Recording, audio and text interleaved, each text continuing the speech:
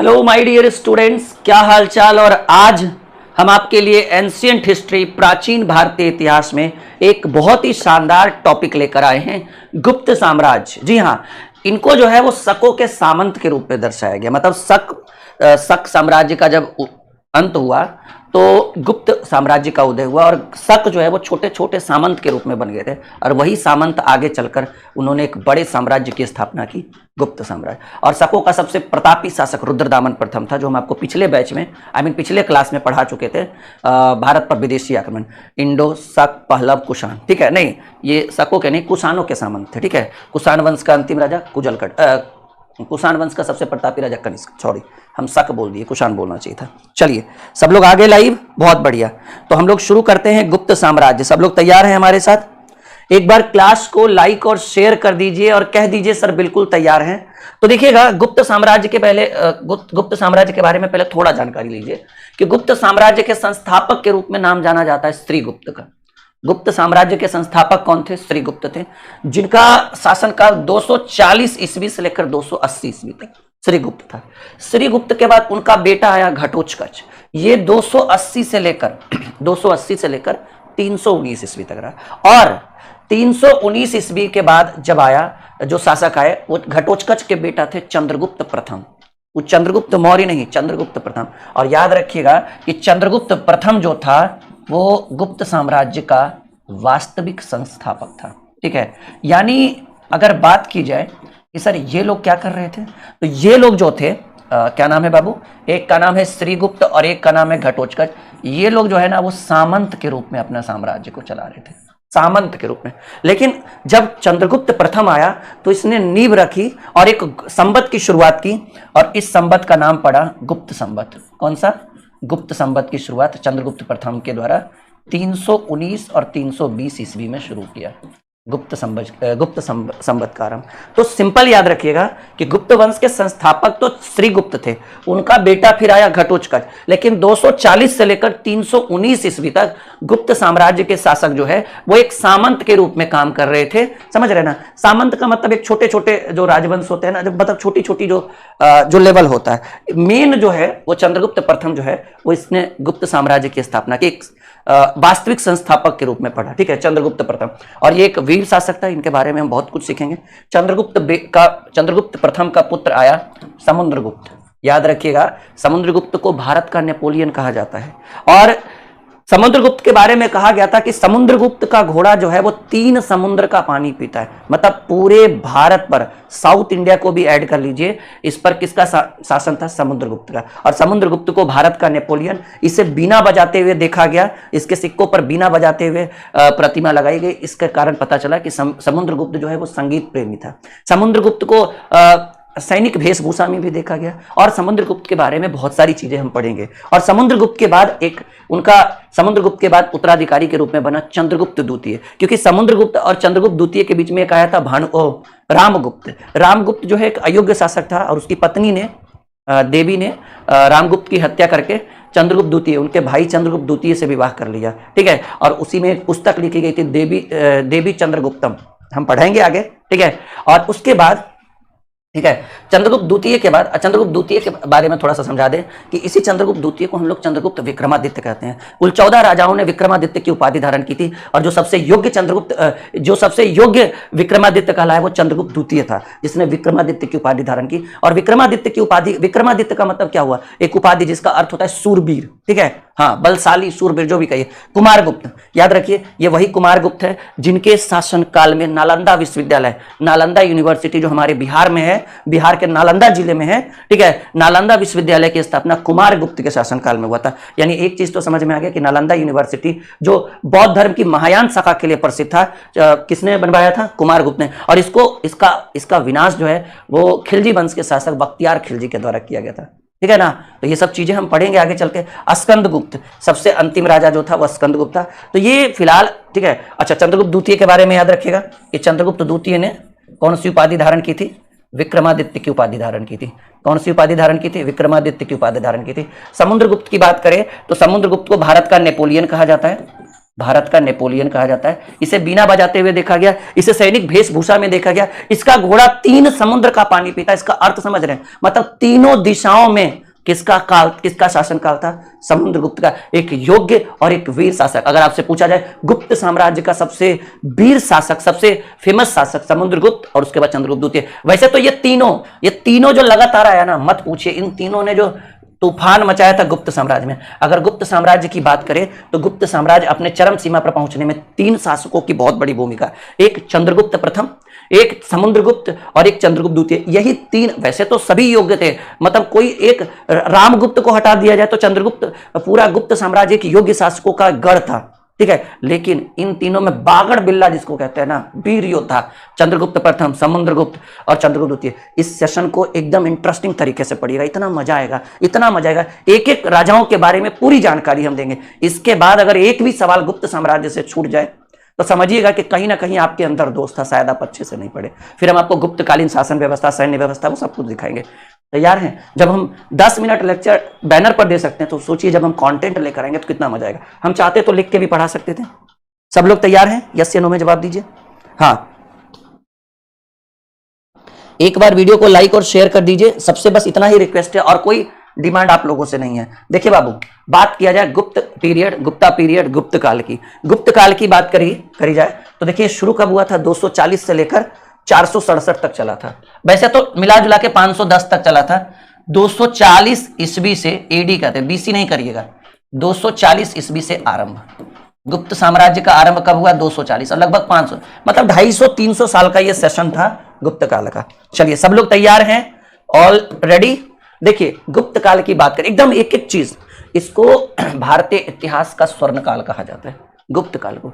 जैसे अकबर का जो है ना, हिंदी साहित्य का स्वर्ण काल कहा जाता है अकबर के काल को। इसलिए इसके अकॉर्डिंग, क्योंकि देखिए जो आज हम लोग सनातन में हम लोग जो जानते हैं, हिंदू धर्म की देन इसी गुप्त काल की बात है। देखिए ना, आगे पढ़िए तो इतना इंटरेस्टिंग सेशन रहेगा ना, इतना इंटरेस्टिंग कि आप दोबारा इसको रिकॉर्डेड देखना चाहोगे। एक बार लाइक तो अभी हम कर रहे हैं, लगेगा कि नहीं एक बार जरा थोड़ा रिकॉर्डेड और देख लिया जाए, स्पीड डबल स्पीड करके। नहीं तो देखिएगा गुप्त काल की, तो कहा गया है कि इस वंश को भारतीय इतिहास का स्वर्ण काल कहा जाता है। एग्जाम में पूछ सकता है कि किस वंश के काल को भारतीय इतिहास का स्वर्ण काल कहा जाता है? गुप्त काल को। गुप्त शासक जो थे वो एक्चुअल में वैश्य थे। प्राचीन काल में 4 जाति थी, क्षत्रिय, ब्राह्मण, वैश्य और शूद्र। तो ये तीसरी वाली जाति थी वैश्य। ये कौन थे? वैश्य थे, और ये विष्णु के उपासक थे। यानी आपसे मोटा मोटा पूछ देगा कि गुप्त काल के लोग जो है वो किस भगवान की पूजा करते थे, तो कह देंगे सर ये लोग विष्णु के उपासक थे, विष्णु की पूजा करते थे।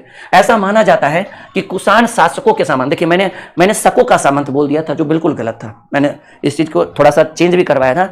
ये लोग कुषाणों के सामंत थे। कुषाण वंश के संस्थापक कुजल कटपिसन, कुषाण वंश का सबसे प्रतापी राजा कनिष्क, तो वो ये वही था, ठीक है। तो ये लोग कुषाणों के सामंत, यानी कुषाण जब छोटे छोटे साम्राज्य में बट गए ना, तो सामंत का मतलब छोटे छोटे कबीलों में बट जाना। तो ये लोग कुषाण का ही एक वंशज है, समझिए, जो चाइना से आए थे, कनिष्क, ठीक है। लेकिन फिर क्या कह रहे हैं कि इस वंश का के संस्थापक को देखिए, पहले कौन आया? पहले आया श्रीगुप्त। और इसको वास्तविक संस्थापक नहीं बोला जाता है, क्योंकि इसने एक राजा की तरह शासन नहीं किया था, इसने एक सामंत की तरह शासन किया था, छोटे राजवंश की तरह। और उसके बाद आया घटोत्कच, वो भीम वाला घटोत्कच नहीं बाबू, याद रखना, ऐसा नहीं कि घटोत्कच, जो भी है सही से लिख लेंगे, घटोत्कच। उसके बाद आया चंद्रगुप्त प्रथम। वो चंद्रगुप्त प्रथम है, चंद्रगुप्त मौर्य मत मान लेना। देखिए तीन लोग हैं, एक चंद्रगुप्त मौर्य थे जो मौर्य काल में थे, एक चंद्रगुप्त प्रथम है जो गुप्त काल का वास्तविक फाउंडर है, और एक चंद्रगुप्त विक्रमादित्य है जो गुप्त काल में ही है लेकिन समुद्रगुप्त के बाद आता है, ठीक है। तो सारा पॉइंट क्लियर याद रखिएगा। तो कहा गया कि गुप्त शासन वैश्य और ये विष्णु के उपासक थे। कहा गया, ऐसा माना जाता है कि ये कुषाण शासकों के सामंत थे, ठीक है, मतलब कुषाणों के ही श्रेणी से आते थे। इस वंश के संस्थापक के रूप में श्रीगुप्त को माना जाता है। ये कौन थे भाई? ये फाउंडर थे, लेकिन एक्चुअल फाउंडर नहीं थे। इन्होंने बहुत ही छोटे लेवल पर गुप्त वंश की स्थापना की। तीसरा जो व्यक्ति आएगा चंद्रगुप्त प्रथम, ये आपका रियल फाउंडर कहलाएगा, ये आपका रियल फाउंडर कहलाएगा, जिसको हिंदी में हम कहते हैं वास्तविक संस्थापक। क्या रहा है? इन्होंने बिहार के स्थान पर उत्तर प्रदेश को अधिक वरीयता दी। मतलब जैसे देखिए, जितने भी वंश आ रहे थे वो अपनी राजधानी कहाँ बना रहे थे? पाटलिपुत्र वैशाली राजगीर। अभी तक आपने जितना भी सुना होगा उसमें अधिकतर जो है वो 80 to 90% या तो कोई राजधानी राजगीर बना रहा है, या तो पाटलिपुत्र या तो वैशाली, लेकिन ये बाहर निकल गए। इन्होंने अपनी राजधानी कहां बनाई? कौशाम्बी में बनाई। कौशाम्बी उत्तर प्रदेश में। तो याद रखिएगा कि कौन वंश जो था जिसने राजधानी बिहार से उत्तर प्रदेश कर दिया? गुप्त शासकों ने, ठीक है। और चंद्रगुप्त प्रथम के बारे में जब पढ़िएगा तो इनका विवाह जो है वह कुमार देवी से होता है। लिच्छवी की राजकुमारी होती है कुमार देवी, और कुमार देवी से जब शादी होता है इसका, तो चंद्रगुप्त प्रथम को जानते हैं पाटलिपुत्र दहेज में मिलता है, पटना जो है दहेज में मिलता है। यानी अगर बात किया जाए कि चंद्रगुप्त प्रथम कौन था, तो आप कह सकते हैं कि पटना का दामाद था बाबू, क्योंकि उसको पटना जो है वो दहेज में मिलता है। और दहेज में किसको मिलता है? कोई भी चीज दहेज में दिया जाता है दामाद को, ठीक है। तो याद रखिएगा इन्होंने बिहार के स्थान पर उत्तर प्रदेश को अधिक वरीयता दी, यानी इसने अपनी राजधानी पाटलिपुत्र से हटाकर कि ना पटना उठना नहीं, हम अपनी राजधानी कहां बनाएंगे? कौशाम्बी बनाएंगे। और कौशाम्बी कहां है बाबू? यूपी में है, उत्तर प्रदेश में। इस वंश का अगला शासक घटोत्कच, वो भीम वाला घटोत्कच नहीं, ये दूसरा है, घटोत्कच है जी, घटोत्कच, सही से लिख लीजिएगा, ठीक है, घटोत्कच, घटोत्कच, ठीक है, घटोत्कच। ये कौन था? श्रीगुप्त का बेटा था घटोत्कच, ये इसका पुत्र था घटोत्कच। और ये भी सामंत के रूप में रहा, ये भी राजा के रूप में इसने शासन नहीं किया। कह रहा इन दोनों शासकों ने, देखिए क्या बोला था हमने कि इन दोनों ने अपने आप को किस रूप में दर्शाया, किस रूप में शासन किया? एक सामंत के रूप में शासन किया। अतः इन्हें वास्तविक संस्थापक, रियल फाउंडर, इन दोनों को रियल फाउंडर के रूप में नहीं माना जा सकता है। रियल फाउंडर के रूप में अगर हमें पढ़ना है तो चंद्रगुप्त प्रथम के बारे में पढ़ेंगे। All clear my dear? एकदम। कह तो रहे हैं एक बार आप गुप्त साम्राज्य हमसे पढ़ लीजिए, एक भी सवाल छूट जाए हमको बोल दीजिएगा। या देखिए कह रहा है इस वंश का वास्तविक संस्थापक चंद्रगुप्त प्रथम थे। चंद्रगुप्त प्रथम जो थे, चंद्रगुप्त प्रथम, इनको जो है बाबू, इनको रियल फाउंडर और पाटलिपुत्र का दामाद माना जाता है। रियल, देखिए अभी हम सुनेंगे, जानेंगे, सब कुछ जानेंगे। रियल फाउंडर, तो आपसे अगर पूछ दे गुप्त वंश का संस्थापक, तब तो बोलिएगा श्रीगुप्त। लेकिन अगर आपसे बोल दे गुप्त वंश का वास्तविक संस्थापक, तो श्रीगुप्त का नाम मत लीजिएगा। क्या बोलिएगा? अरे आप लोग कमेंट में लिखिए, मैं आपके कमेंट को पढ़ता हूं। जरूरी नहीं कि हर विद्यार्थी का हम रिप्लाई करें। जैसे अभी हमारे साथ आयशा खान है, विनीत है, और भी बहुत सारे, साक्षी है, दीपक है, अंजू है, निशा है, और भी बहुत सारे स्टूडेंट लगातार कमेंट कर रहे हैं। उन सबके ऊपर फोकस है हमारा। पर ये जरूरी नहीं कि हर स्टूडेंट के सवाल का हम जवाब दें। हम चाहते हैं कि ऐसा कॉन्सेप्ट हम आपको प्रोवाइड करें जो लाइव के बाद रिकॉर्डेड में भी पढ़ने में मजा आए, ठीक है। तो बात करेंगे। देखिए कह रहे थे इस वंश का वास्तविक संस्थापक चंद्रगुप्त प्रथम था। और अभी हम चंद्रगुप्त प्रथम के बारे में बोले थे कि इनका विवाह जो है लिच्छवी की राजकुमारी, ठीक है, इनका विवाह किससे हुआ? लिच्छवी राजकुमारी कुमार देवी, इससे हुआ कुमार देवी। और इनके विवाह के उपलक्ष्य में, ठीक है ना, इनके विवाह के उपलक्ष्य में चंद्रगुप्त प्रथम बोला कि हम एक सिक्का चलाएंगे जी। और कौन सा सिक्का चलाएंगे? राजा रानी वाला सिक्का। देखिए ना, कह रहा है कि इन्होंने लिच्छवी की राजकुमारी कुमार देवी से विवाह किया और इस उपलक्ष्य में राजा रानी प्रकार का सिक्का चलाया। ये सबसे इंपॉर्टेंट क्वेश्चन है कि चंद्रगुप्त प्रथम ने किस तरह के सिक्कों का प्रचलन किया।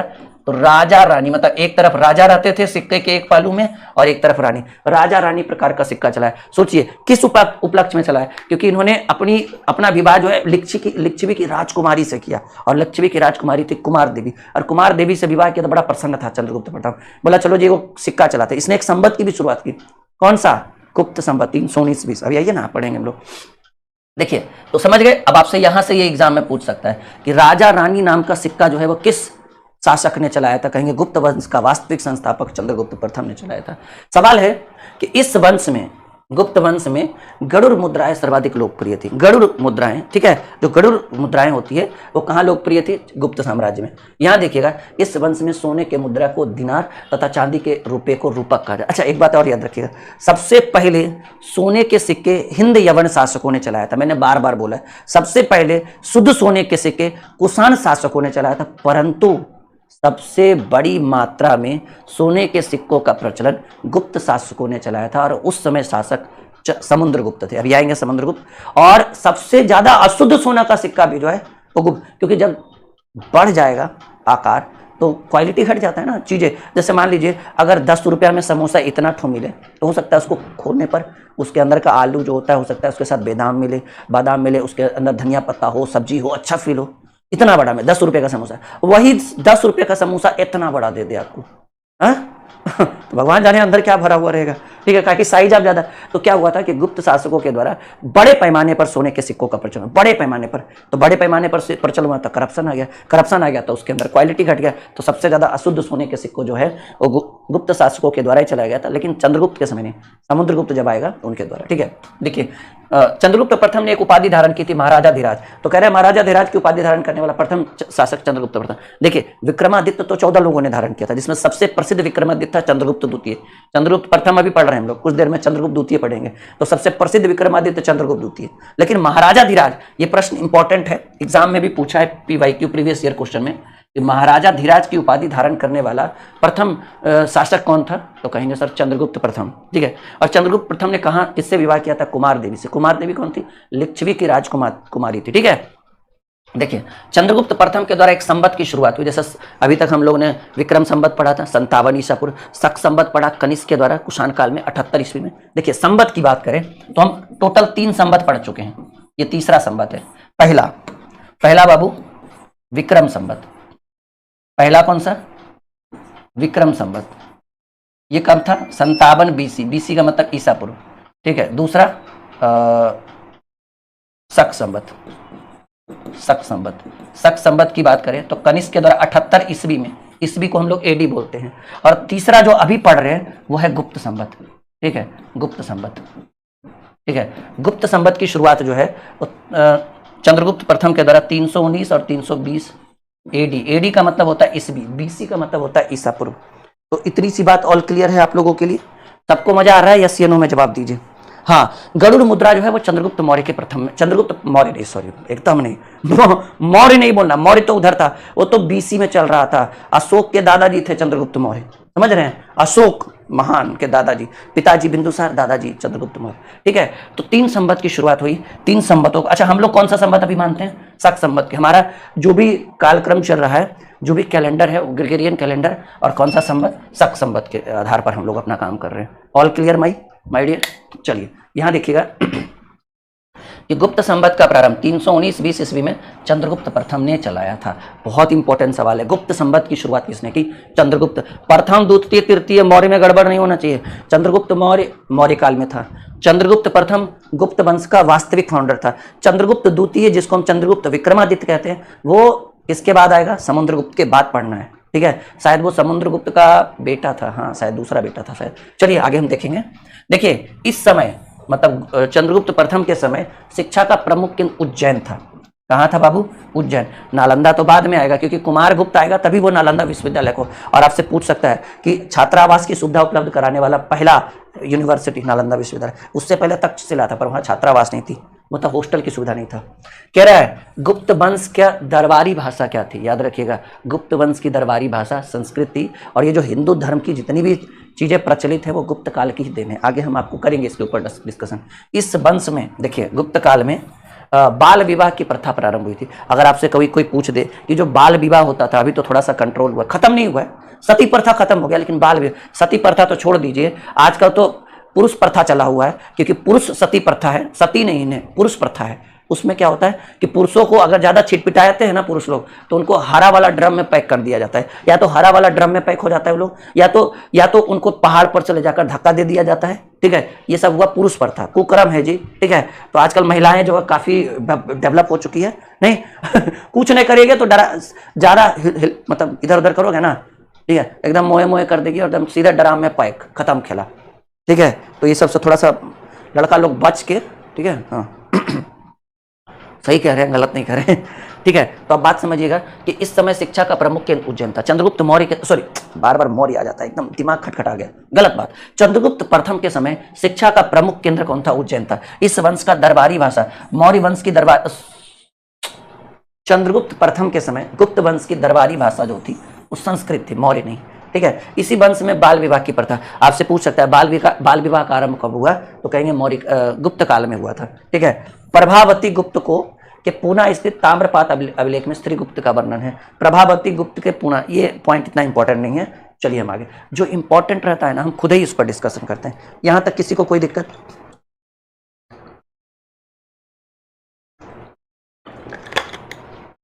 हाँ बढ़े आगे। सर हमारे यहाँ बाल विवाह अब भी होता है साक्षी? नहीं, अब देखिए वो तो अलग बात है, मानसिकता है, आजकल तो ये सब नहीं होता है बाल विवाह। देखिएगा पारा का आविष्कार गुप्त काल में हुआ। देखिए बात करें अगर गुप्त काल की, गुप्त काल ही लिखते हैं हम लोग, वंश क्या लिखना। एक काल था, एक पीरियड था। गुप्त काल में दरबारी भाषा जो थी वो संस्कृत थी, सबसे इंपॉर्टेंट, ठीक है। शिक्षा का केंद्र जो था उज्जैन था। शिक्षा का केंद्र कहाँ था बाबू? उज्जैन था। कहाँ था? उज्जैन था। इसके बाद शिक्षा का केंद्र उज्जैन था। तीसरा जो है, यहाँ से जो है वो बाल विवाह की प्रथा का आरंभ हुआ था, बाल विवाह। चौथा, पारा का आविष्कार हुआ। अभी तो बहुत कुछ सीखेंगे, अभी तो 5-6 पॉइंट ही हुआ है बाबू। पारा का आविष्कार, ठीक है। ये सब किसकी देन है? गुप्तों की देन है, ठीक है। गुप्तम शरणम, ठीक है। हाँ, जैसे हम लोग बुद्धम शरणम गच्छामि करते हैं ना, गुप्तम शरणम गच्छामि कर देगा सनातन वाले, ठीक है। तो ये सब चीजें, पहला क्या है कि भाई पारा का आविष्कार, इधर देखिए ये 2-3 पॉइंट, बाल विवाह, ठीक है, और दरबारी भाषा संस्कृत, उज्जैन जो था वो शिक्षा का मेन केंद्र था। कह रहा है पारा का आविष्कार भी इसी वंश के समय में हुआ था। किसके समय में? गुप्त काल के समय में। इस काल में, कौन से काल में? गुप्त काल में गुजरात, बंगाल एवं तमिलनाडु वस्त्र उत्पादन के लिए प्रसिद्ध था। याद रखिएगा कि अगर गुप्त काल की बात कर रहे हैं तो एक चीज और लिख लीजिए, सूती वस्त्र का सबसे ज्यादा उत्पादन जो है वो कहाँ हुआ है? तो गुप्त काल की देन है। ये जो सूती वस्त्र हम लोग यूज करते हैं ना, ये किस काल की देन है? गुप्त काल की देन है। यहाँ तक कोई दिक्कत? यहाँ देखिएगा एक पॉइंट कि इसी काल में शतरंज लीजिए, पारा हुआ, एक और ऐड कर लीजिए, पारा, पारा समझ रहे हैं ना, पारा प्लस शतरंज जो होता है ना, शतरंज, ये सब कहाँ की देन है? गुप्त काल की देन है। भारत में शतरंज जो हम लोग खेलते हैं, जुआ जिसको कहते हैं जी, सीधे सीधे बोलिए ना, शतरंज अगर नहीं समझ में आ रहा है, जुआ बोलिए। जुआ जो है वो किस काल की देन है? पारा का आविष्कार हुआ, ठीक है, शतरंज का आविष्कार हुआ, ये सब गुप्त काल की देन है। याद रखिएगा कि हुनों के आक्रमण के कारण गुप्त काल के शासक स्कंदगुप्त के समय हुआ था, हुनों का आक्रमण, ठीक है। गुप्त काल का एक शासक था स्कंदगुप्त, हम आगे पढ़ेंगे, और उस समय जो है वो हुनों का आक्रमण हुआ। सती प्रथा का वर्णन देखिए, ये जो सती प्रथा 510 ईस्वी में एक शासक थे भानुगुप्त, ये लोग योग्य शासक नहीं थे, छोटे छोटे शासक थे। भानुगुप्त का एक एरन अभिलेख था, कौन सा? एरन अभिलेख। 510 ईस्वी में सती प्रथा का प्रमाण कहां से मिला? कहां से मिला बाबू? छठा लिखिए, सती प्रथा। ये सब यहीं से देन है, सब यहीं से इसका मतलब प्रमाण मिला। तो देखिए गुप्त काल में क्या क्या मिला? भाषा संस्कृत थी, शिक्षा का केंद्र उज्जैन था, बाल विवाह गुप्त काल की देन है, पारा का खोज गुप्त काल की देन है, शतरंज का खेलना गुप्त काल की देन है, सूती वस्त्र का उत्पादन गुप्त काल की देन है, सती प्रथा का प्रमाण गुप्त काल से मिला है। गुप्त काल के समय सती प्रथा का जब प्रमाण मिला था तो उस समय शासक कौन थे? एक अयोग्य शासक थे भानुगुप्त, और भानुगुप्त का एक अभिलेख था जिसका नाम था एरन अभिलेख। ये सब याद रखिएगा माय डियर, समझ रहे? इस वंश के देखिए, हाँ, इस वंश में एक शासक थे कुमारगुप्त, और इन्हीं के समय, ठीक है ना, नालंदा यूनिवर्सिटी की स्थापना हुई, नालंदा विश्वविद्यालय। जी हाँ, बहुत बार हम जा चुके हैं, आप लोग भी जाइए, बहुत अच्छा जगह है, ठीक है। ये हमारे लिए तो लोकल है ना, हाँ, ये तो नालंदा हमारे यहाँ से तो आधा 1 घंटे का रास्ता है, जब मर्जी हो उठो चल लो, ठीक है। तो नालंदा विश्वविद्यालय शिक्षा का केंद्र था, और गुप्त काल में, कुमारगुप्त के काल में हुआ था। अब देखिएगा सबसे बाहुबली, ठीक है, अभी तक जो हम पढ़ रहे थे वो बाहुबली का ट्रेलर था। अब आपने देखा है ना, बाहुबली बाहुबली बाहुबली, आ गया भाई बाहुबली, ठीक है। और इसका एक ही कहना था, कोई बोलता ही रे, ठीक है। और ये समुद्रगुप्त, इसको भारत का नेपोलियन कहा जाता है। आप नादिर शाह के बारे में पढ़े थे, नादिर शाह आया, मारा तोड़ा, लूट पुट के चला गया। नादिर शाह को बोला गया था ईरान का नेपोलियन, समुद्रगुप्त को कहा गया है भारत का नेपोलियन। समुद्रगुप्त को क्या कहा गया है? भारत का नेपोलियन, भारत का नेपोलियन। समुद्रगुप्त के समय पूरा साम्राज्य भारत, चंद्रगुप्त मौर्य के बाद इसका तगड़ा वर्चस्व, चंद्रगुप्त मौर्य अशोक के बाद गुप्त काल में भारत का नेपोलियन समुद्रगुप्त। इसका कहना था, समुद्रगुप्त के बारे में लोग कहते थे, जो कवि, जो लेखक थे, वो कहते थे कि समुद्रगुप्त का जो पानी था ना, समुद्रगुप्त का जो घोड़ा था वो 3 समुद्र का पानी पीता था। जैसे देखिए सिंपल बात है, जो समुद्र हिंदुस्तान में है उसका पानी हिंदुस्तान के लोग पी सकते हैं, पाकिस्तान वाले ने, अरे वो तो कुत्ता बिला है, उसको हम लोग देते हैं पीने के लिए, है। चटोहर सुने हैं वर्ड, एक वर्ड यूज होता है बिहार में, चटोहर। पाकिस्तान तो चटोहर है हिंदुस्तान का। अगर उसको इधर से चाटने नहीं दिया जाए, ठीक है, तो भूखे मर जाएगा वो लोग, ठीक है। जिस दिन देखिए मोदी जी थोड़ा दिन डैम बंद कर दिए, पगला गया वो लोग, तुरंत संधि पर संधि। वो तो शुक्र करिए हम लोग उसको जो है पाल पोस रहे। जैसे होता है ना, एक पिता का 4-5 बाल बच्चा होता है, सबको तो नौकरी नहीं लगेगा, सब योग नहीं होगा, तो एकागो जो होता है ना, उसको हम लोग कहते हैं एक तरह से, क्या बोल सकते हैं जी, बिहार में हम लोग बोलते हैं वंश का बान, वही है ससुरा। पाकिस्तान जो है ना वही था, समझ रहे बात को। तो चलिए, यहां तक कोई दिक्कत? कोई दिक्कत?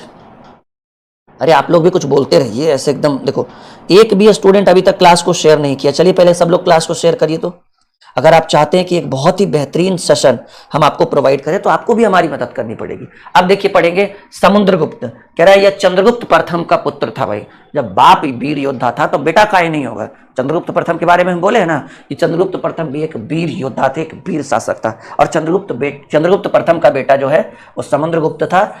इसे प्राचीन भारतीय इतिहास के महानतम शासकों में गिना जाता है। प्राचीन भारतीय इतिहास के महानतम शासक जैसे चंद्रगुप्त मौर्य, ठीक है, सम्राट अशोक, ठीक है, और भी गौतमी पुत्र सतकर्णी, ये सब, ठीक है, ये सब जो है सब महान सम्राट है। उसके बाद नाम आएगा समुद्रगुप्त। तो कहा गया है कि यह चंद्रगुप्त प्रथम का पुत्र था। इसे प्राचीन भारतीय इतिहास के महानतम शासकों में गिना जाता है। यह कुमार देवी का पुत्र था। यही कुमार देवी जो चंद्रगुप्त, जिसने एक पुस्तक लिखी है ना कुमार देवी गुप्तम, ठीक है, तो कुमार देवी जो था वो चंद्रगुप्त प्रथम की पत्नी थी और कुमार देवी का ही ये पुत्र है। क्योंकि राजा महाराजा तो बहुत, देखिए लिखने वाला भी खुल के लिखता है कि उनकी माता का नाम, क्योंकि राजा एक होता है, रानियां भरी पड़ी रहती थी। जैसे अकबर का ही ले लीजिए और भी सबका ले लीजिए, चंद्रगुप्त मौर्य का ही ले लीजिए, हर्यक वंश के संस्थापक बिंबिसार का ही ले लीजिए, बहुत सारी पत्नियां थी, अशोक का ही ले लीजिए। तो क्लियर कहता था कि वो किसका पुत्र है, ठीक है। तो कहा गया है यह कुमार देवी का पुत्र था, अतः खुद को लिच्छवी दोहित्र यानी लिच्छवी का नाती। क्योंकि देखिए ये जो कुमार देवी थी वो लिच्छवी की राजकुमारी थी और इनके बेटे का नाम था बाबू समुद्रगुप्त। इनके बेटे का नाम था समुद्रगुप्त। तो ये जो है इसने एक उपाधि धारण की थी, समुद्रगुप्त ने एक उपाधि धारण की, लिच्छवी दोहित्र। उस समय दोहित्र का अर्थ होता था नाती, यानी लिच्छवी का नाती। सिंपल बात है भाई, लिच्छवी की राजकुमारी थी कुमार देवी और इनके पुत्र का नाम था समुद्रगुप्त। तो ये जो है इनका नानी घर कहाँ हुआ बाबू? समुद्रगुप्त का नानी घर हुआ लिच्छवी, तो लिच्छवी का नाती कौन? इसलिए समुद्रगुप्त ने एक उपाधि धारण कर दी थी और उस उपाधि का नाम था लिच्छवी दोहित्र। लिच्छवी दोहित्र का मतलब हुआ लिच्छवी का नाती। तो कह रहा है कि यह कुमार देवी का पुत्र था, अतः यह खुद को लिच्छवी दोहित्र, क्या नाम कहा जाता था? इसने समुद्रगुप्त ने अपने आप को किस नाम से पुकारा? लिच्छवी दोहित्र। यह कहता था कि हम लिच्छवी के नाती हैं। नहीं, जैसे मान लीजिए कि आपका नानी घर हो गया पटना, ठीक है, तो आप अपने आप को एक उपाधि धारण दे सकते हैं, पटना दोहित्र। अब किसी का नानी घर हो गया बनारस, तो कह सकता है बनारस दोहित्र, ठीक है। इसलिए ये इनका जो नानी घर था वो लिच्छवी था, क्योंकि कुमार देवी जो तो लिच्छवी की राजकुमारी थी, तो कुमार देवी का वो मायका हो गया, इसका नानी घर हो गया, तो इसलिए लिच्छवी का नाती, लिच्छवी दोहित्र का अर्थ होता है नाती, ठीक है। आई बात समझ? अरे कह रहे ना, एक बार आप उनसे गुप्त साम्राज्य पढ़ लीजिए, एक भी सवाल छूट जाए जिम्मेदार हम होंगे। आप पढ़ के नहीं जाओगे तब तो अलग बात होगा। देखिए आगे बढ़े बाबू, कोई दिक्कत कोई परेशानी होगा ही नहीं, इतना क्वालिटी दे देंगे। इसके बचपन का नाम कांच था, ये कहीं नहीं पूछता। समुद्रगुप्त के बचपन का नाम कांच था, नहीं पूछता है, लेकिन फिर भी चलिए जब पॉइंट है पॉइंट के बारे में देखिए। कह रहे समुद्रगुप्त के बचपन का नाम था बाबू कांच। कांचा नहीं, कांचा तो अभी हम लग रहे हैं, अभी नहीं, क्या करिएगा, हमारे दादाजी नहीं रहे। अब सनातन धर्म का नियम है, ये तो करना ही पड़ेगा। बिलीव नहीं करिएगा, 2007 में हमने पहली बार हमने अपना बाल बनवाया था। आज 2025 हो गया, 18 साल बाद ये हुआ है। 2007 में हमारे नाना जी नहीं रहते, 7 या 6 मुझे याद नहीं होता, और 2025 में हमारे दादाजी नहीं रहे। तो 18-19 साल के बाद समझिए 19 साल का ये वनवास टूटा है, ठीक है। कुछ लोग कह रहे थे सर टोपी लगा के पढ़ाइए, हम कह रहे देखिए हमारे सनातन की पहचान है। अब ये है तो क्या हुआ, क्वालिटी तो हमारे अंदर है ना, हमारे बालों में थोड़ी क्वालिटी है, नहीं।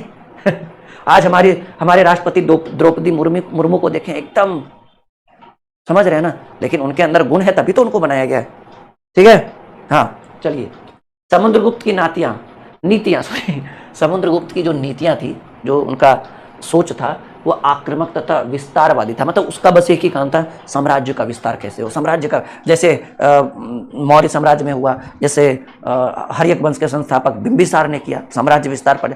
कुछ शासक जो है ना साम्राज्य विस्तार पर ध्यान नहीं देते, कुछ लोग एकदम साम्राज्य विस्तार के एकदम बिल्कुल पक्षधर रहते कि भाई नहीं साम्राज्य विस्तार होना चाहिए। कहा गया है कि अतः यह अशोक के विपरीत था। अशोक ने साम्राज्य विस्तार नहीं किया था, ठीक है, बस उसने कलिंग आक्रमण किया था। अशोक के विपरीत कैसे होगा ना, अशोक के विपरीत कैसे, पॉइंट गलत है। अशोक ने तो साम्राज्य विस्तार किया था, उसने तो पूरा हिंदुस्तान जीत लिया था, और क्या करेगा वो, ठीक है। चलिए, इसने आर्यवर्त, जिसको उत्तर भारत के राजाओं को जीतकर अपने साम्राज्य में मिला लिया। उत्तर भारत का जितना भी राजा था सबको जीत लिया समुद्रगुप्त। कहा चलो आ जाओ, हमारे साथ मिल जाओ। तो कहा गया है कि इसने उत्तर भारत के राजाओं के अफसोस है सर, चलिए बहुत थैंक यू। किसी को और कोई दिक्कत हो रहा है तो बताइए, एक बार क्लास को शेयर और लाइक का बटन जरूर दबाइएगा, ठीक है। हाँ,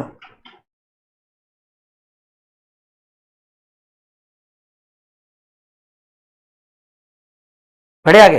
तो कहा गया है कि इसने आर्यवर्त, आर्यवर्त को बोला जाता है उत्तर भारत के राजाओं को जीतकर अपने साम्राज्य को मिला लिया, जबकि दक्षिणावर्त, दक्षिण भारत के 12 राजाओं को पराजित कर दिया और उसने उसने कर वसूलना शुरू किया। मतलब उत्तर भारत, दक्षिण भारत, इसीलिए तो कहा जाता है कि समुद्रगुप्त का घोड़ा पूरे 3 समुद्र का पानी पीता था, और तीनों क्षेत्र, तीनों अलग अलग, ठीक है। अब देखिएगा, इन्हीं विजय अभियानों के कारण समुद्रगुप्त की तुलना नेपोलियन से किया जाता है, ठीक है। नेपोलियन देखिए, भारत का नेपोलियन समुद्रगुप्त, ईरान का नेपोलियन नादिर शाह। जब हम आपको जब हम आपको पढ़ाएंगे वर्ल्ड हिस्ट्री तो आपको नेपोलियन के बारे में पढ़ना है, नेपोलियन बोनापार्ट, ठीक है। एकदम मार गिराया था सबको, जब हम पढ़ाएंगे तब सब अच्छे से पढ़ेंगे। तो कह रहा है इन्हीं विजय अभियान के कारण, क्योंकि उसने उत्तर भारत भी जीत लिया, दक्षिण भारत भी जीत लिया, और दक्षिण भारत के 12 राजाओं को पराजित कर दिया, कहा सब टैक्स देगा हमको, ठीक है। और उसने कर वसूलना शुरू किया।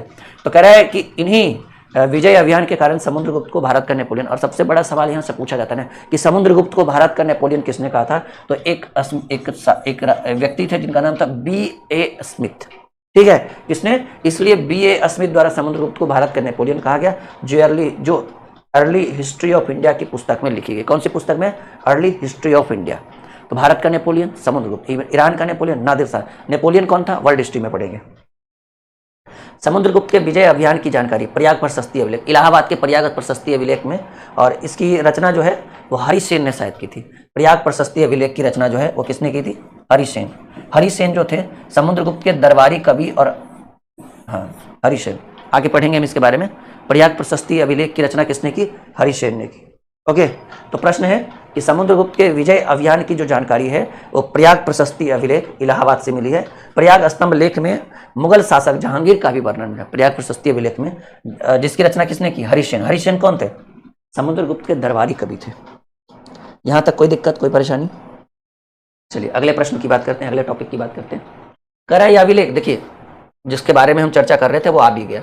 ये जो प्रयाग प्रशस्ति अभिलेख है इसके बारे में देखिए पॉइंट पर आ गया कि ये जो प्रयाग प्रशस्ति अभिलेख है, ठीक है, यह प्रयाग प्रशस्ति अभिलेख जो है समुद्रगुप्त के दरबारी कवि तथा महासंघ विग्राहक हरिसेन का था, ठीक है। तो प्रश्न पूछेगा ये जो प्रयाग प्रशस्ति अभिलेख, तो भाई प्रयाग प्रशस्ति अभिलेख जो है वो कहाँ है, पहले तो याद रखिएगा कि सर ये इलाहाबाद में है। प्रयाग प्रशस्ति अभिलेख कहाँ है, इलाहाबाद में, और किसकी रचना है, तो हरिसेन की रचना है। हरिसेन कौन थे, समुद्रगुप्त के दरबारी कवि थे। बहुत इंपॉर्टेंट पॉइंट हमने लिखा है। पुराणों में कहा गया है कि देखिए जिसकी चर्चा हम बार बार बोल रहे हैं, कह रहा है कि पुराणों में कहा गया है कि समुद्रगुप्त का जो घोड़ा है वो 3 समुद्र का पानी पीता था, अर्थात समुद्रगुप्त दक्षिण भारत के सामने, नहीं गलत लिखा हुआ है, ऐसे लिखना चाहिए था कि दक्षिण भारत जो है वो समुद्रगुप्त के सामने भी नतमस्तक हो गया, क्योंकि दक्षिण भारत को जितना थोड़ा कठिन माना जाता था ऐसा, लेकिन इसने पूरे हिंदुस्तान के अधिकांश क्षेत्रों पर, अधिकांश एरिया पर आक्रमण कर लिया और विजय प्राप्त किया, ठीक है। तो याद रखिएगा कि पुराणों में कहा गया था कि समुद्रगुप्त का घोड़ा जो है वो 3 समुद्र का पानी, 3 समुद्र का मतलब समझ, तीनों एरिया का पानी पीता, एक एरिया में खुद था, बाकी 3 एरिया में इसका अधिकार था, ठीक है। आगे देखिएगा, समुद्रगुप्त ने अश्वमेध यज्ञ करवाया और अश्वमेध कर्ता की उपाधि धारण की। अश्वमेध यज्ञ तो बहुत सारे राजाओं ने कराया, ठीक है। तो ये कोई बहुत बड़ा बात नहीं है, क्योंकि लगातार जो जीतते थे वो अश्वमेध यज्ञ, राजसूय यज्ञ ये सब करवाते रहते थे, ठीक है। तो समुद्रगुप्त ने जो है अश्वमेध यज्ञ करवाया और अश्वमेध कर्ता की उपाधि धारण की। इन्होंने विक्रमांक की उपाधि धारण की तथा इन्हें कविराज भी कहा। देखिए ये वाला याद रखिएगा कि समुद्रगुप्त को, ठीक है ना, समुद्रगुप्त को याद रखिएगा कि एक उपाधि धारण की थी समुद्रगुप्त ने, कविराज की उपाधि धारण की। ये बड़ा इंपॉर्टेंट पॉइंट है, ये कभी भी एग्जाम में पूछ सकता है, और प्रीवियस ईयर मैंने ये चीज देखा भी है कि कविराज की उपाधि धारण करने वाला गुप्त साम्राज्य का पहला शासक कविराज था। देखिए देखिए ये जो है ये विक्रमांक वाला भी है सॉरी, ये विक्रम, जस्ट अ मिनट।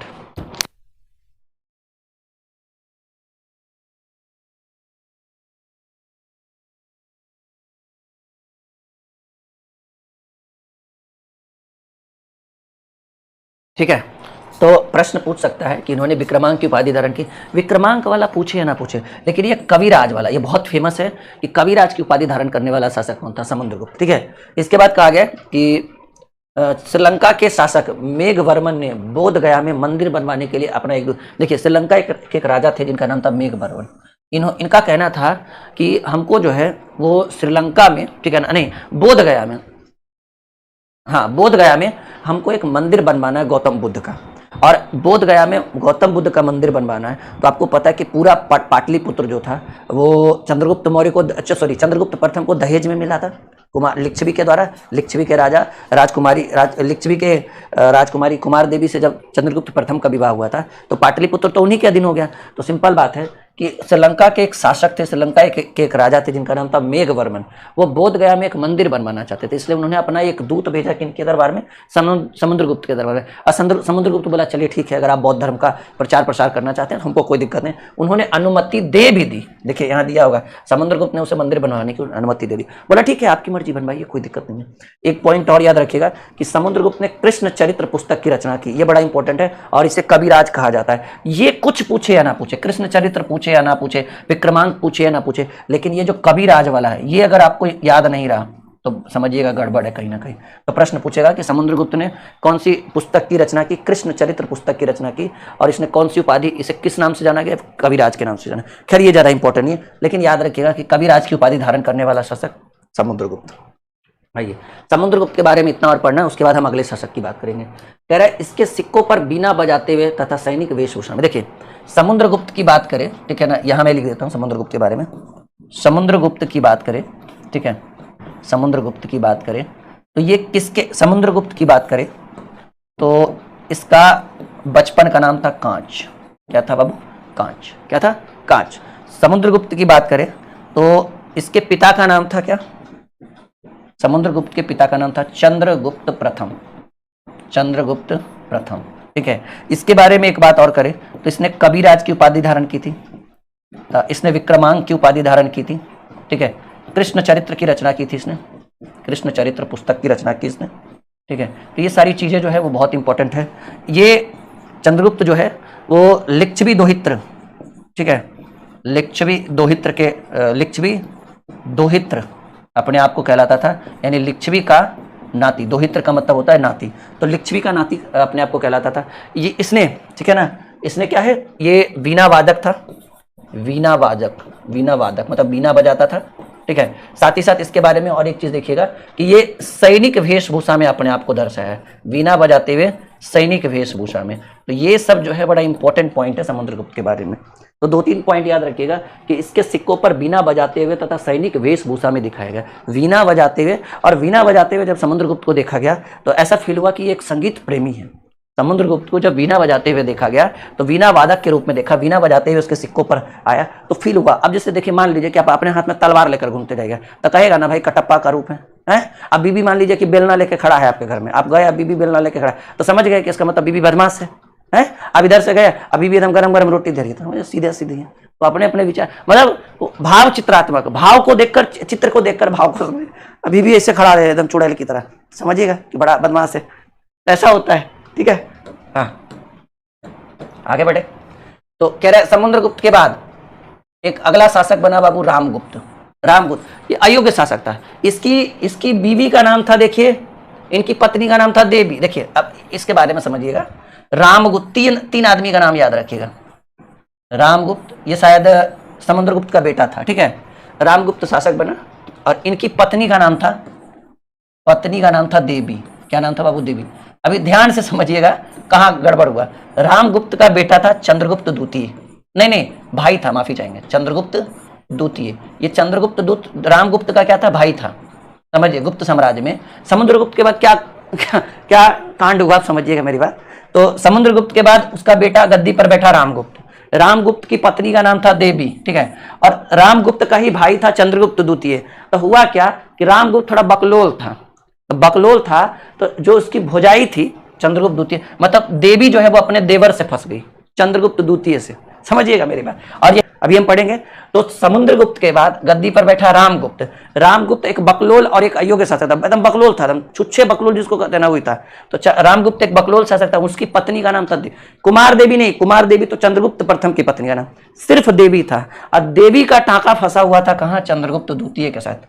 तो ये दोनों का किया देवर और भोजाई, मतलब ये देवर और भोजाई मिलकर जो है वो प्लान बनाया कि बकलोलवा को मार दो, रामगुप्त को मार दिया। ये दोनों मिल के रामगुप्त की पत्नी देवी और रामगुप्त का भाई चंद्र द्वितीय या कहिए देवर भोजाई मिलकर रामगुप्त को मार दिया। और रामगुप्त को, और इसीलिए चंद्रगुप्त द्वितीय को ही कहा जाता है चंद्रगुप्त विक्रमादित्य। और जैसे ये कांड हुआ, वहां के एक राजा, एक कौन थे, शासक ने तुरंत एक पुस्तक लिख दी कि अच्छा तुम ये सब कांड किए हो ना, ये सब कांड इतिहास में पता होना चाहिए, समझ रहे ना, ठीक है। तो जैसे ही रामगुप्त को मारा गया तो वो तो ऐसी फसल है ही थी चंद्रगुप्त द्वितीय से, तो दोनों विवाह कर लिया, देवी और चंद्रगुप्त द्वितीय, ठीक है। तो विशाख दत्त उस समय के लेखक थे। इन्होंने, इनकी सबसे प्रसिद्ध पुस्तक है मुद्रा राक्षस। क्या नाम है बाबू, मुद्रा राक्षस। मुद्रा राक्षस के लेखक थे विशाख दत्त राक्षस। तो इन्होंने क्या किया, एक पुस्तक लिख दिया। एक पुस्तक का नाम है देवी चंद्रगुप्तम। अब मोए मोए हो गया उन दोनों का। अब पुस्तक लिख दिया तो पूरा इतिहास जानने लगा, अरे तो भोजाइये से फसल था चंद्रगुप्त द्वितीय, हटा देता नहीं, लेकिन जुगाड़ तो वहां कुछ और था उसका, भोजाई से वो फसल था चंद्रगुप्त द्वितीय। तो हुआ क्या कि रामगुप्त जब मरा तो चंद्रगुप्त द्वितीय गद्दी पर बैठा, उनकी पत्नी देवी से विवाह कर लिया। और ये कांड जो है, ये कांड पता चल गया किनको, विशाख दत्त को, एक लेखक थे गुप्त साम्राज्य में, उन्होंने एक पुस्तक लिख दी देवी चंद्रगुप्तम, ठीक है। और विशाख दत्त वही थे जिन्होंने अपनी एक पुस्तक लिखी है मुद्रा राक्षस। सांड जब जानेंगे कि देवी का कांड क्या था, देखिए दोनों के नाम पर देवी चंद्रगुप्त, तो नाम, पुस्तक का नाम पड़ा देवी, मतलब इनकी प्राइवेसी की धज्जियां उड़ा दी है किसने, विशाख दत्त ने।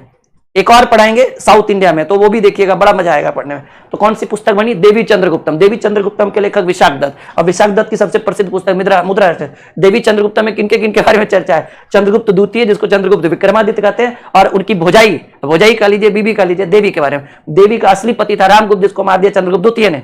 और एक नए गद्दी पर कौन बैठ गया, चंद्रगुप्त द्वितीय। अब आइए हम पढ़ेंगे चंद्रगुप्त द्वितीय के बारे में। कुछ लोगों को लग रहा होगा कितना अच्छा कैसे पढ़ा लेते हैं हिस्ट्री सर, अगल बगल बैठे वाले लोगों को, लेकिन क्या करिएगा, ठीक है। बढ़े आगे, ऑल क्लियर, सबको समझ में आ रहा है। थोड़ा सा आप लोग इस चैनल को शेयर करिए ज्यादा से ज्यादा लोगों तक। देखिए जितना भीड़ बढ़ेगा, जितना लोगों तक ये चैनल फैलेगा, आपको हम उतना अच्छा कंटेंट देंगे। और हमारी टीम बहुत जल्द, एकदम खोज जारी है, ठीक है, और बहुत जल्द हम एक अच्छी टीम बनाएंगे जीएस के लिए, पूरा टीम व्यवस्थित करेंगे, और ये मेरा वादा है आप लोगों से, ठीक है बाबू, ऑल क्लियर। चलिए बहुत बढ़िया, आगे प्रश्न की बात करें तो अब हम देखेंगे चंद्रगुप्त द्वितीय। चंद्रगुप्त द्वितीय को यह कहा जाता है चंद्रगुप्त विक्रमादित्य, चंद्रगुप्त विक्रमादित्य। और चंद्रगुप्त विक्रमादित्य जो है वो सबसे, विक्रमादित्य का अर्थ होता है सूरवीर, सबसे प्रसिद्ध विक्रमादित्य, सबसे योग्य विक्रमादित्य कौन बना है, चंद्रगुप्त। ये वही चंद्रगुप्त विक्रमादित्य है जिसने,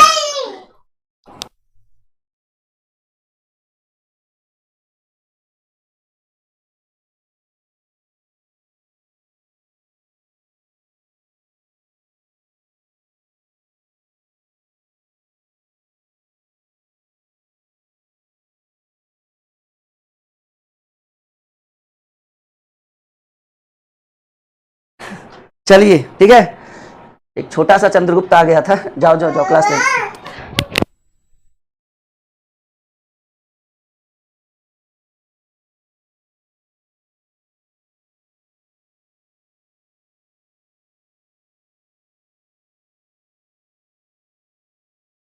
हाँ चलिए बढ़े आगे, बढ़े आगे।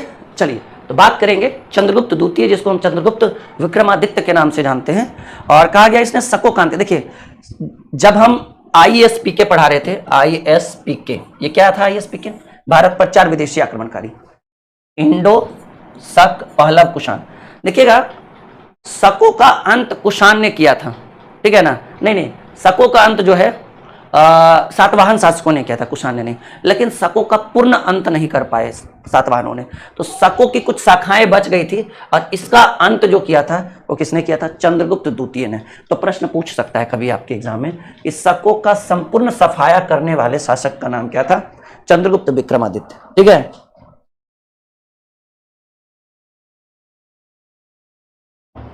ओके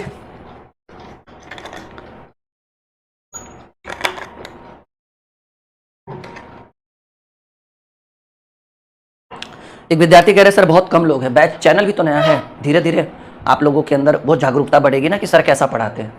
तो देखिए चंद्रगुप्त विक्रमादित्य की अगर बात करें बाबू, बहुत बढ़िया टॉपिक है ये, चंद्रगुप्त विक्रमादित्य। ठीक है, तैयार हैं आप लोग? चंद्रगुप्त विक्रमादित्य, जिसको हम चंद्रगुप्त द्वितीय कहते हैं। कहा गया है चंद्रगुप्त विक्रमादित्य के बारे में, थोड़ा सा समझिएगा कि इसने शकों का अंत कर दिया और विक्रमादित्य की वजह शकों को एकदम, शकों की जड़ जो शाखा थी, शाखा के साथ जड़ को भी समाप्त कर दिया। मतलब शकों का पूर्ण रूप से अंत करने वाला शासक था, वो था चंद्रगुप्त द्वितीय, जिसको हम कहते हैं चंद्रगुप्त विक्रमादित्य। तो कहा गया है कि इसने शकों का अंत कर दिया और विक्रमादित्य की उपाधि धारण की। किसने? चंद्रगुप्त विक्रमादित्य ने। पहला पॉइंट हो गया। दूसरा पॉइंट याद रखिएगा कि विक्रमादित्य का अर्थ होता है सूरवीर, बताए थे ना हम आप लोग को। और सबसे योग्य विक्रमादित्य कौन था? कुल 14 लोगों ने, कितने लोगों ने? 14 लोगों ने विक्रमादित्य की उपाधि धारण की थी। उसमें सबसे प्रसिद्ध विक्रमादित्य जो था, प्रसिद्ध विक्रमादित्य जो था वो चंद्रगुप्त यही इनके बारे में हम पढ़ रहे हैं, चंद्रगुप्त विक्रमादित्य। ये कौन हुए? ये रामगुप्त के भाई हुए, जिनका विवाह देवी से हुआ था। ठीक है, कहा गया है कि इतिहास में कुल 14 शासकों ने विक्रमादित्य की उपाधि धारण की थी। इसे शक विजेता भी कहा जाता है क्योंकि शकों को इसने पूर्ण रूप से हरा दिया था, शकों का इन्होंने पूर्ण रूप से सफाया कर दिया। हो सकता है प्रश्न में ऐसे घुमा के पूछ दे एग्जाम में कि किन शासकों को शक विजेता के नाम से जाना जाता है, तो कहिएगा गुप्त शासक। या चंद्रगुप्त विक्रमादित्य का अगर नाम रहे तो अच्छी बात है, नहीं तो शासक बोले तो गुप्त शासक, क्योंकि शकों का सफाया गुप्तों ने किया था। और उसमें कौन थे? चंद्रगुप्त द्वितीय, चंद्रगुप्त विक्रमादित्य। चंद्रगुप्त विक्रमादित्य ने देवगुप्त के नाम से भी जाना जाता है। चंद्रगुप्त विक्रमादित्य का एक और नाम था देवगुप्त। परम भागवत की उपाधि इसी के द्वारा धारण की। देखिए पहले अगर बात करें चंद्रगुप्त द्वितीय की, चंद्रगुप्त द्वितीय की, तो इनके द्वारा कौन कौन सी उपाधि धारण की? पहले तो इन्होंने विक्रमादित्य की उपाधि धारण की। कौन सी उपाधि धारण की? विक्रमादित्य की। दूसरा इन्होंने देवगुप्त की, शक विजेता इन्हें कहा जाता है, शक विजेता भी चंद्रगुप्त विक्रमादित्य को कहते हैं। तीसरा इन्होंने देवगुप्त की उपाधि धारण की। कौन सा? देवगुप्त। ठीक है, इन्होंने देवगुप्त की उपाधि धारण की। इन्होंने एक और उपाधि धारण की, परम भागवत की उपाधि धारण कर दी। परम भागवत आगे और भी पढ़ेंगे, अभी तो धीरे धीरे, कोई जल्दबाजी नहीं है। ठीक है, इस समझ रहे हैं? 4 पॉइंट। बात अगर चंद्रगुप्त द्वितीय की बात करें तो सबसे पहले इन्होंने विक्रमादित्य की उपाधि धारण की। विक्रमादित्य का अर्थ होता है सूरवीर शासक, यह सूरवीर कहिए, इसलिए इनका नाम हो गया चंद्रगुप्त द्वितीय से हो गया चंद्रगुप्त विक्रमादित्य। ठीक है, इन्होंने शक विजेता की उपाधि, क्योंकि इन्होंने शकों को हराया था। इनको देवगुप्त कहा जाता है, देवगुप्त की उपाधि धारण की। परम भागवत की उपाधि धारण, ये 4 इंपॉर्टेंट है। ठीक है, इसी शासक के द्वारा धारण किया गया था। इसके समय व्याघ्र शैली के सिक्के, जब चंद्रगुप्त मौर्य साम्राज्य गुप्त साम्राज्य पढ़ रहे थे तो गरुड़ शैली का सिक्का प्रचलन में था, लेकिन इनके समय व्याघ्र शैली के सिक्के मिले हैं। ठीक है, इसने चांदी के सिक्के चलाए और न्याय के लिए प्रसिद्ध है। याद रखिएगा, चंद्रगुप्त द्वितीय की बात करें, ठीक है ना, तो नोट में लिखिएगा कि जो नियम जहांगीर ने चलाया था, सलीम ने न्याय के लिए जंजीर बनाई थी, वही नियम यहाँ पर हम सीखेंगे। तो याद रखिएगा कि न्याय के लिए देखिए, जो गलत करता है वही सही करना चाहता है। सबसे बड़ा गलत तो इसने ये किया कि इसका संबंध अपनी भौजाई से था, देवी से, और इसने अपने ही भाई रामगुप्त को मार डाला। तो ये सबसे बड़ा अन्यायी था। और अब ये न्याय की बात कर रहा है, समझ रहे? बिना ठोकर खाए जो है ना, वो संभलने का मौका नहीं मिलता। 1-2 बार ठोकर खाइएगा तब समझिएगा। तो अपनी भौजाई से इसका संबंध था और अपने भाई, अपने सगे भाई रामगुप्त को इन्होंने मार दिया। अरे अशोक के बारे में बात करिए ना, महान अशोक सम्राट, इनके बारे में कहा जाता था कि इन्होंने अपने 99 भाइयों की हत्या करके आदम कुआं, ये पटना में एक कुआं है, आदम कुआं में डलवा दिया था। अशोक के बारे में कह रहे हो, 99 भाई की हत्या, मतलब चचेरा मुसेरा फुफेरा सबको काट दिया। अब वही जो है बौद्ध धर्म अपना के जो है वो अहिंसा की बात करने लगा। समझ रहे हैं क्या कहा जाए? तो न्याय के लिए, ठीक है ना, ये सबसे प्रसिद्ध शासक था। समझिएगा, न्याय के लिए 2 शासक सबसे प्रसिद्ध हुए, एक चंद्रगुप्त विक्रमादित्य और एक जहांगीर सलीम। इनके दरबार में अगर आम आदमी भी जाकर जंजीर को खींच देता था ना, तो आकर राजा पूछता था कि क्या हुआ बताओ।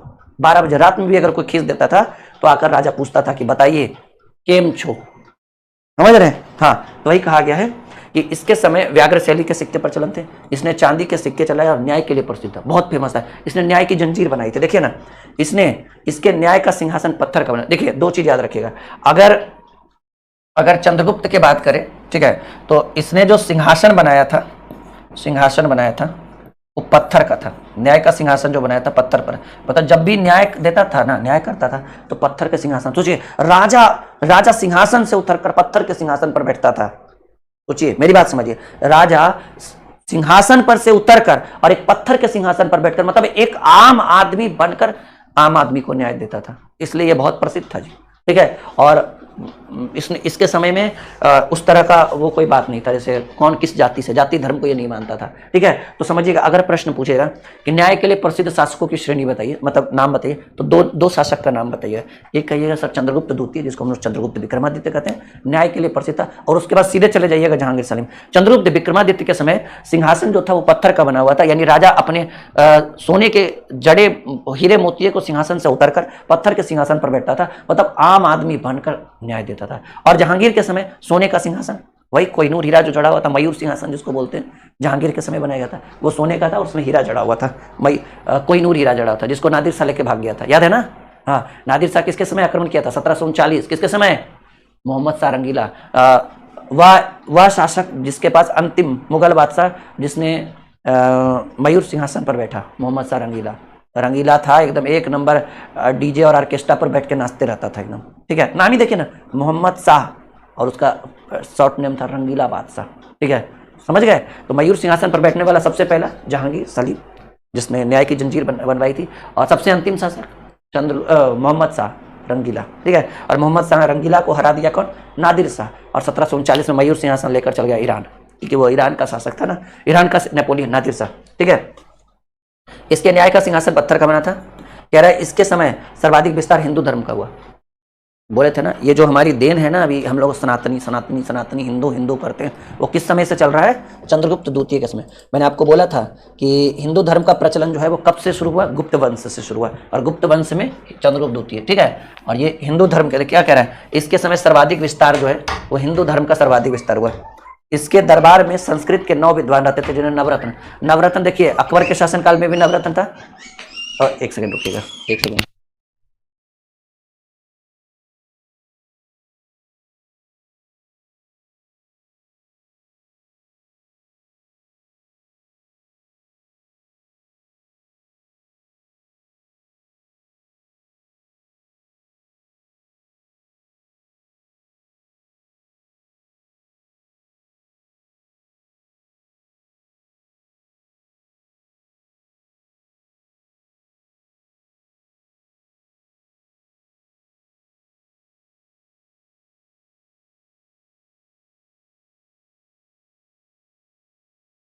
All clear? बड़े आगे, यहां तक किसी को कोई दिक्कत? हाँ, न्याय का हाँ, क्या बता रहे थे?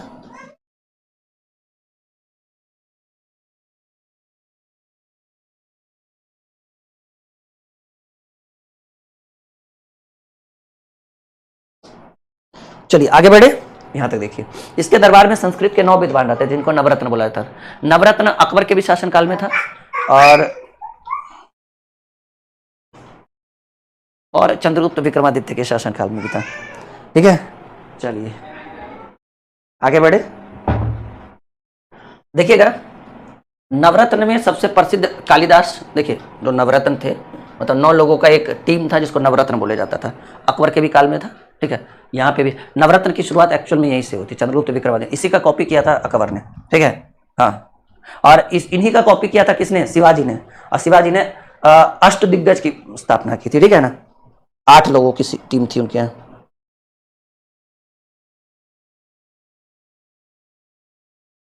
चलिए, बाकी और पॉइंट हम पढ़ेंगे। कह रहा है नवरत्न में सबसे प्रसिद्ध कालिदास, जो संस्कृत लेखक थे, अमरदास कवि थे, बारामिहिर खगोलविद थे, धन्वंतरी आयुर्वेदाचार्य थे, बहुत नाम आएगा धन्वंतरी के बारे में हम पढ़ेंगे, आदि दरबार में रहते थे। कहा गया कि चंद्रगुप्त द्वितीय के दरबार में, देखिए ये बड़ा इंपॉर्टेंट है, एक वैनसोंग आया था हर्षवर्धन के दरबार में, और एक आया था कौन?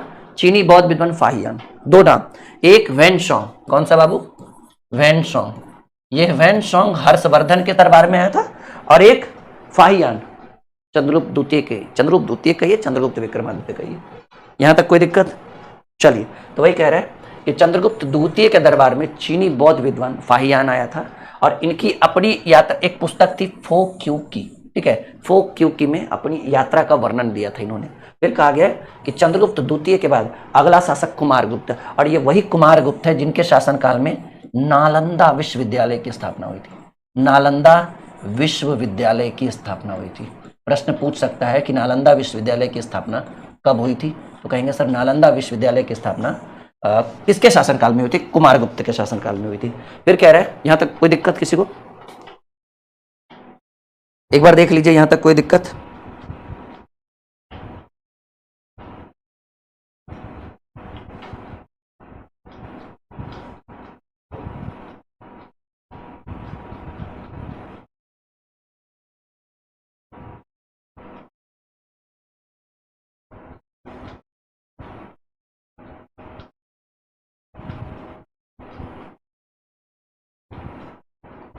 हाँ कोई दिक्कत? चलिए, क्या पॉइंट बना कि चंद्रगुप्त द्वितीय के बाद अगला शासक कुमारगुप्त हुआ, और कुमारगुप्त के समय एक यूनिवर्सिटी की स्थापना हुई बिहार के नालंदा जिले में, नालंदा यूनिवर्सिटी, नालंदा विश्वविद्यालय।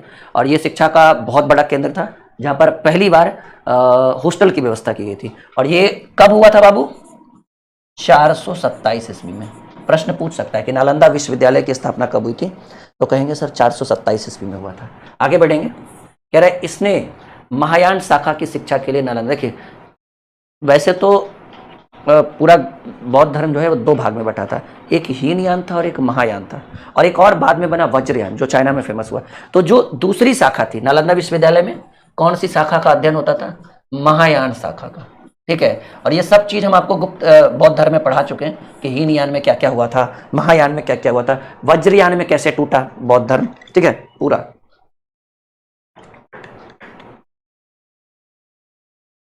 आगे बढ़े आगे। तो वैनसोंग हर्षवर्धन के काल में आया था, फाहियान चंद्रगुप्त द्वितीय के काल में आया था। फिर अगला पॉइंट है, इसे महायान शाखा का ऑक्सफोर्ड कहा जाता है। अगर आपसे पूछ दे कि बौद्ध धर्म के महायान शाखा का ऑक्सफोर्ड, ऑक्सफोर्ड ठीक है किसको कहा जाता है, तो आंख बंद करके कहिएगा कि सर नालंदा विश्वविद्यालय को बौद्ध धर्म की महायान शाखा का ऑक्सफोर्ड कहा जाता है। फिर कहा गया कि विश्व का पहला विश्वविद्यालय तक्षशिला था जिसकी स्थापना राजा तक्ष ने की थी। पहला तो तक्षशिला था परंतु वहां हॉस्टल की व्यवस्था नहीं थी। अब ये तक्षशिला जो है पाकिस्तान के रावलपिंडी जिले में है, ठीक है ना।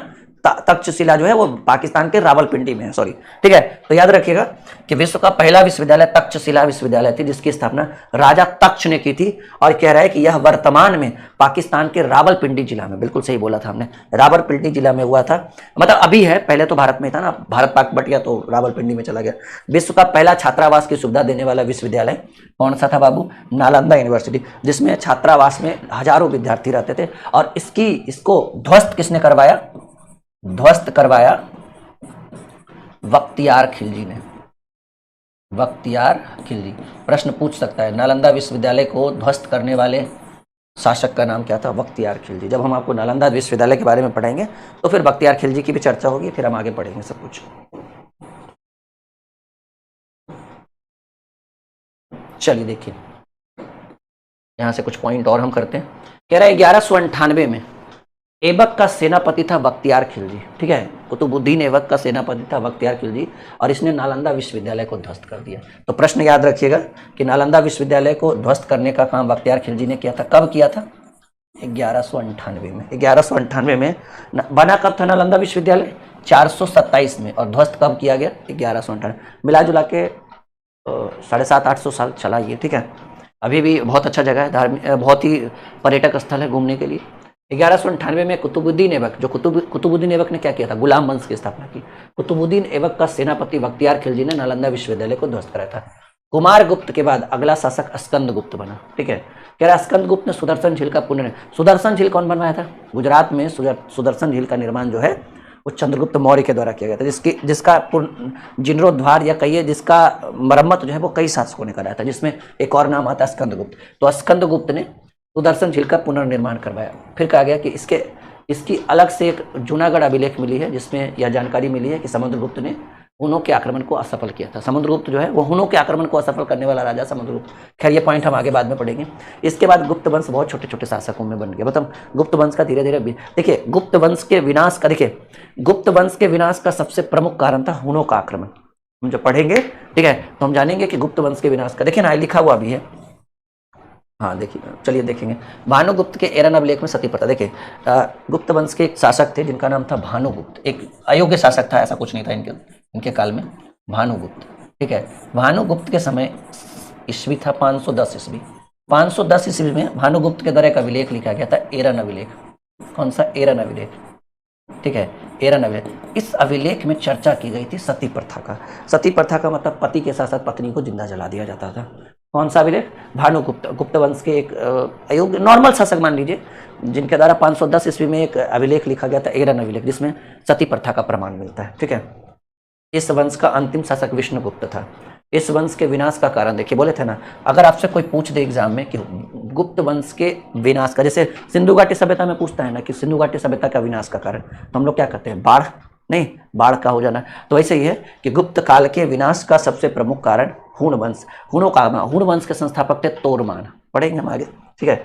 हुण आक्रमण के बाद गुप्त छोटे छोटे सामंतों में बट गया, जिसमें सबसे महत्वपूर्ण सामंत पुष्यमित्र सुंग, ठीक है, पुष्यमित्र थे, ठीक है। सबसे हेलो माय डियर स्टूडेंट्स, और गुप्त साम्राज्य की दूसरी क्लास एक बार फिर से हम आप लोगों के लिए लेकर आ चुके हैं।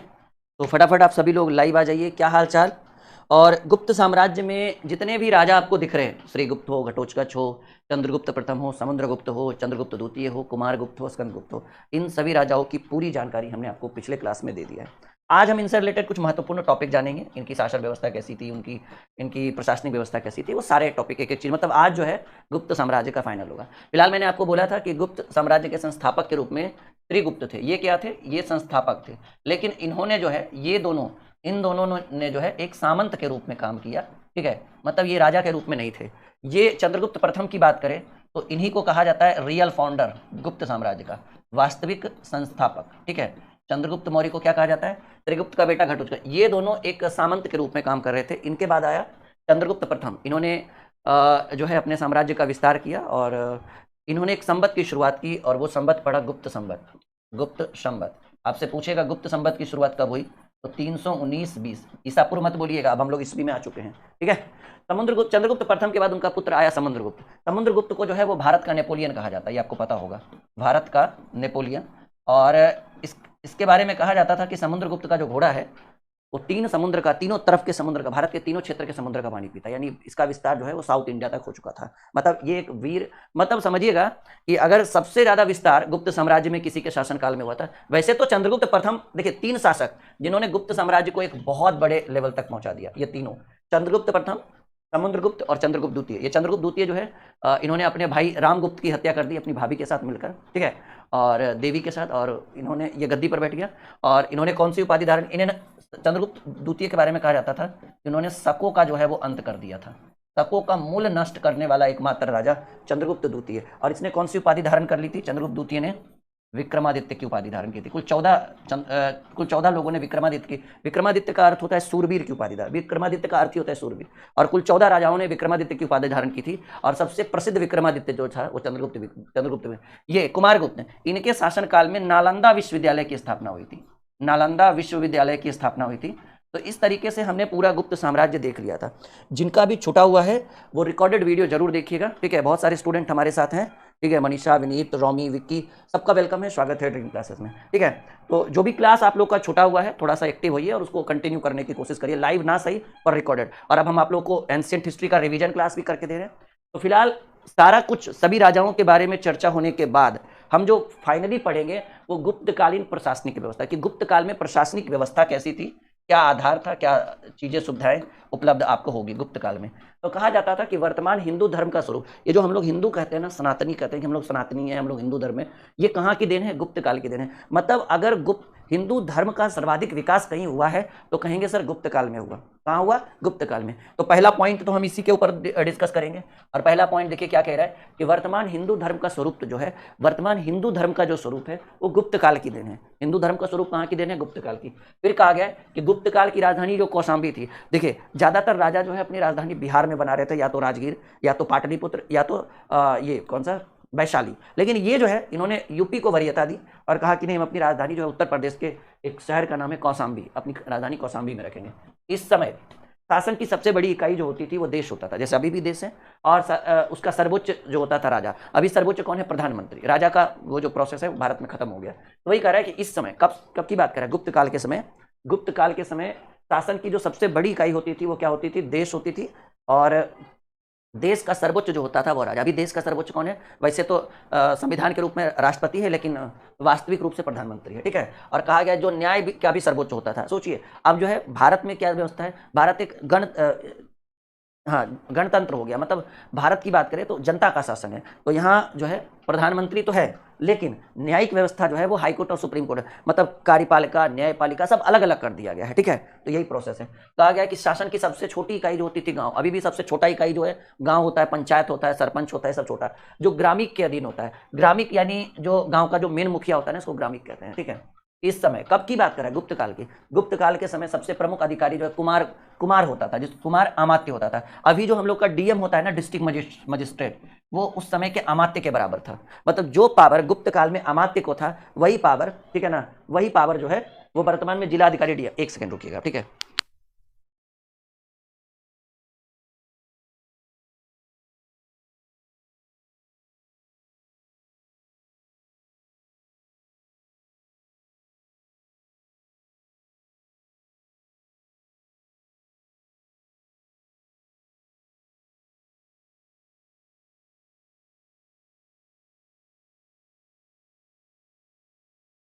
चलिए, ऑल क्लियर। तो यहाँ बात कर रहे थे, क्या हो गया? हाँ जी। तो क्या कह रहे हैं, इस समय जो सबसे प्रमुख अधिकारी था, गुप्त काल के समय जो सबसे प्रमुख अधिकारी था, उनका नाम था कुमार अमात्य। और जो वर्तमान में जिला अधिकारी, जिसको हम लोग कहते हैं डीएम के समान था, मतलब जो पावर अभी एक जिला में डीएम का होता है, डिस्ट्रिक्ट मजिस्ट्रेट का होता है, वही वही जो है वो उस समय गुप्त काल में कुमार अमात्य का होता था पावर, ठीक है। समझ रहे बात को? किसी को कोई दिक्कत? बात करें कि चीनी यात्री फाहियान के अनुसार इस समय अस्पृश्यता, अस्पृश्यता का मतलब है छुआछूत। आप भारतीय अनुच्छेद जब पढ़ेंगे इंडियन पॉलिटी, तो उसमें एक शब्द आएगा अस्पृश्यता, छुआछूत, अनुच्छेद 17 में है। और बहुत जल्द हम आपके लिए इंडियन पॉलिटी की भी शुरुआत कर रहे हैं। मैंने पहले बोला था कि हिस्ट्री और पॉलिटी की जिम्मेदारी हमारे ऊपर है। कुछ बच्चों का कहना था सर रोज पढ़ाइएगा, देखिए ना, भले अभी स्टूडेंट हमारे साथ कम जुड़े हुए हैं इस चैनल पे, लेकिन आप लोगों को देखिए कि आपको रेगुलर सुविधा उपलब्ध कराई जा रही है, रेगुलर क्लास करवाया जा रहा है, ठीक है। तो फाहियान के अनुसार इस समय अस्पृश्यता, अस्पृश्यता को हम हिंदी में कहते हैं छुआछूत, ठीक है, और वो प्रचलन में था। साथ साथ में कहा गया कि निम्न जाति के लोगों को चांडाल कहा जाता था। जो एसटी एससी है ना, जिनको हम अनुसूचित जाति जनजाति कहते हैं, नहीं, उनको जो है उस समय चांडाल कहा जाता था। अत्यंत, वो शब्द ज्यादा फेमस नहीं, ये सब सोचिए कितना कितना मतलब मतलब ऐसी हाल है कि उस समय उन लोगों को चांडाल कहा जाता था, ठीक है। अभी चांडाल उसको कहते हैं जो एकदम नहीं बदमाश टाइप का होता है। कहा गया कि इस समय स्त्रियों को शिक्षा का अधिकार था। और वो देवदासी, देवदासी का मतलब मैं समझाता हूँ कि कह सकते हैं एक तरह से मंदिरों में रहकर, मंदिरों में जीवन यापन करना, ठीक है, जीवन अपन। जैसा मान लीजिए आपको कोई शिव भक्त है, अब वो महिला या वो लड़की चाह रही है कि हम घर गृह त्याग करके मंदिर में रहिए और अब भगवान शिव को अपना पूरा जीवन समर्पित कर दे, उनकी सेवा में लग जाए। कोई कृष्ण भक्त है, कोई शिव भक्त है, कोई राम भक्त है, कुछ भी ऐसे भी, सबकी अपनी अपनी मनसा है। तो जो महिलाएं होती थी या जो लड़कियां होती थी, वो उनको शिक्षा का भी अधिकार था। और किन्हीं को लगता था कि नहीं, हम जो है वो देवदासी बनना चाहते हैं, मंदिर में रहकर भगवान को समर्पित कर देना, मन के उनकी सेवा में एकदम लीन हो जाना, वही देवदासी कहलाता है। कहा गया है कि इस समय बाल विवाह तो देखो अभी भी है, हालांकि सरकार बैन कर चुकी है, लेकिन करने वाले तो अभी भी कर ही लेते हैं थोड़ा बहुत। इस समय बाल विवाह, पर्दा प्रथा अभी भी है मुस्लिम संप्रदाय में, और स्त्री प्रथा का भी प्रचलन था, सती प्रथा, सती प्रथा, ये अब 100% खत्म हो गया। अब तो छोड़िए, आजकल की तो महिलाएं तो आपको ड्रम में पैक कर देगी, सती प्रथा तो छोड़ दो, उनको तुम क्या मारोगे, वो तो तुमको मार देगी। आजकल नीला नीला ड्रम भी चल गया, समझ रहे हैं, बोरा, एक बोरा सीमेंट लाएगी, 2 बोरा पैक करके जाए रहता था, ठीक है। चलिए, तो ये सब बातें थी। कह रहे इस समय वैश्यावृत्ति का प्रचलन था, अभी भी है, ऐसा कुछ नहीं, वैश्यावृत्ति अभी भी अपने अपने क्षेत्रों में, ठीक है। हाँ, तो कहा इस समय जो है वो वैश्यावृत्ति का प्रचलन था। वैश्यावृत्ति के में लिप्त महिलाओं को गणिका या कुट्टनी कहा जाता था। ये वाला ज्यादा फेमस है, प्रश्न पूछ सकता है कि गुप्त काल में गणिका शब्द का प्रयोग किस तरह की महिलाओं को किया गया है। तो कहा गया वैश्यावृत्ति, जो महिलाएं वैश्यावृत्ति में जिनका संबंध है, लिप्त होती थी, वैसी महिलाओं को गणिका, और एक और शब्द बोला गया कुट्टनी, लेकिन कुट्टनी ज्यादा फेमस नहीं है, यह गणिका शब्द बहुत इंपॉर्टेंट है, याद रखिएगा। गणिका उन महिलाओं को कहते थे जो वैश्यावृत्ति में लिप्त होती थी, ठीक है। कहा गया अजंता और की गुफा, अजंता और एलोरा की गुफाएं जो गुप्त काल से संबंधित, ठीक है, याद है ना। हाँ, देखिएगा, कहा गया महाराष्ट्र में इन गुफाओं की संख्या 29 है। तो अजंता और एलोरा की गुफाएं कहाँ हैं? महाराष्ट्र में है। और अजंता की गुफाओं का निर्माण जो है वो गुप्त काल में ही हुआ था। महाराष्ट्र में इन गुफाओं की संख्या 29 है। गुफा नंबर 16, 17 और 19 गुफाएं जो है वो गुप्त काल के समय बनाई गई थी, यानी एकदम क्लियर है, मतलब 3 का साक्ष्य मिल चुका है, गुफा नंबर 16, 17, 19, ठीक है। यानी ये जो अजंता की गुफाएं हैं उसका निर्माण किस काल में हुआ? गुप्त काल में हुआ। यहाँ पर एक और पॉइंट, ये सबसे इंपॉर्टेंट पॉइंट है, थोड़ा सा ध्यान दीजिएगा, ये सबसे इंपॉर्टेंट पॉइंट है। और इंपॉर्टेंट क्या है कि अजंता की गुफाएं जो है बौद्ध, जैन और साथ ही साथ हिंदू तीनों के लिए प्रसिद्ध था। तो देखिए, ये जो बौद्ध धर्म है ना, ये हिंदू धर्म से ही टूट कर बना है। जैन धर्म है, ये भी हिंदू धर्म से ही टूट कर बना है, ठीक है ना। वो अलग बात है कि वो दोनों पहले आया था, लेकिन इनका कहीं ना कहीं एक जुड़ाव था हिंदू धर्म के साथ, ठीक है। कभी भी मुस्लिम धर्म वाले कभी बौद्ध धर्म को नहीं मानेंगे, एक बात तो एकदम क्लियर है। लेकिन हम लोग में क्या है, हिंदू धर्म में क्या है कि हम लोग बौद्ध को भी मान लेते हैं। कोई ऐसे भी बहुत सारे हिंदू धर्म है जो हिंदू धर्म को छोड़कर बौद्ध धर्म में जा रहे हैं, हिंदू धर्म को छोड़कर जैन धर्म में जा रहे हैं, और खुशी खुशी जा रहे हैं और एक अच्छा जीवन वो व्यतीत कर रहे हैं, ठीक है ना। तो कहीं ना कहीं एक लगाव था बौद्ध धर्म और जैन धर्म का हिंदू धर्म से, इसमें कोई डाउट नहीं है।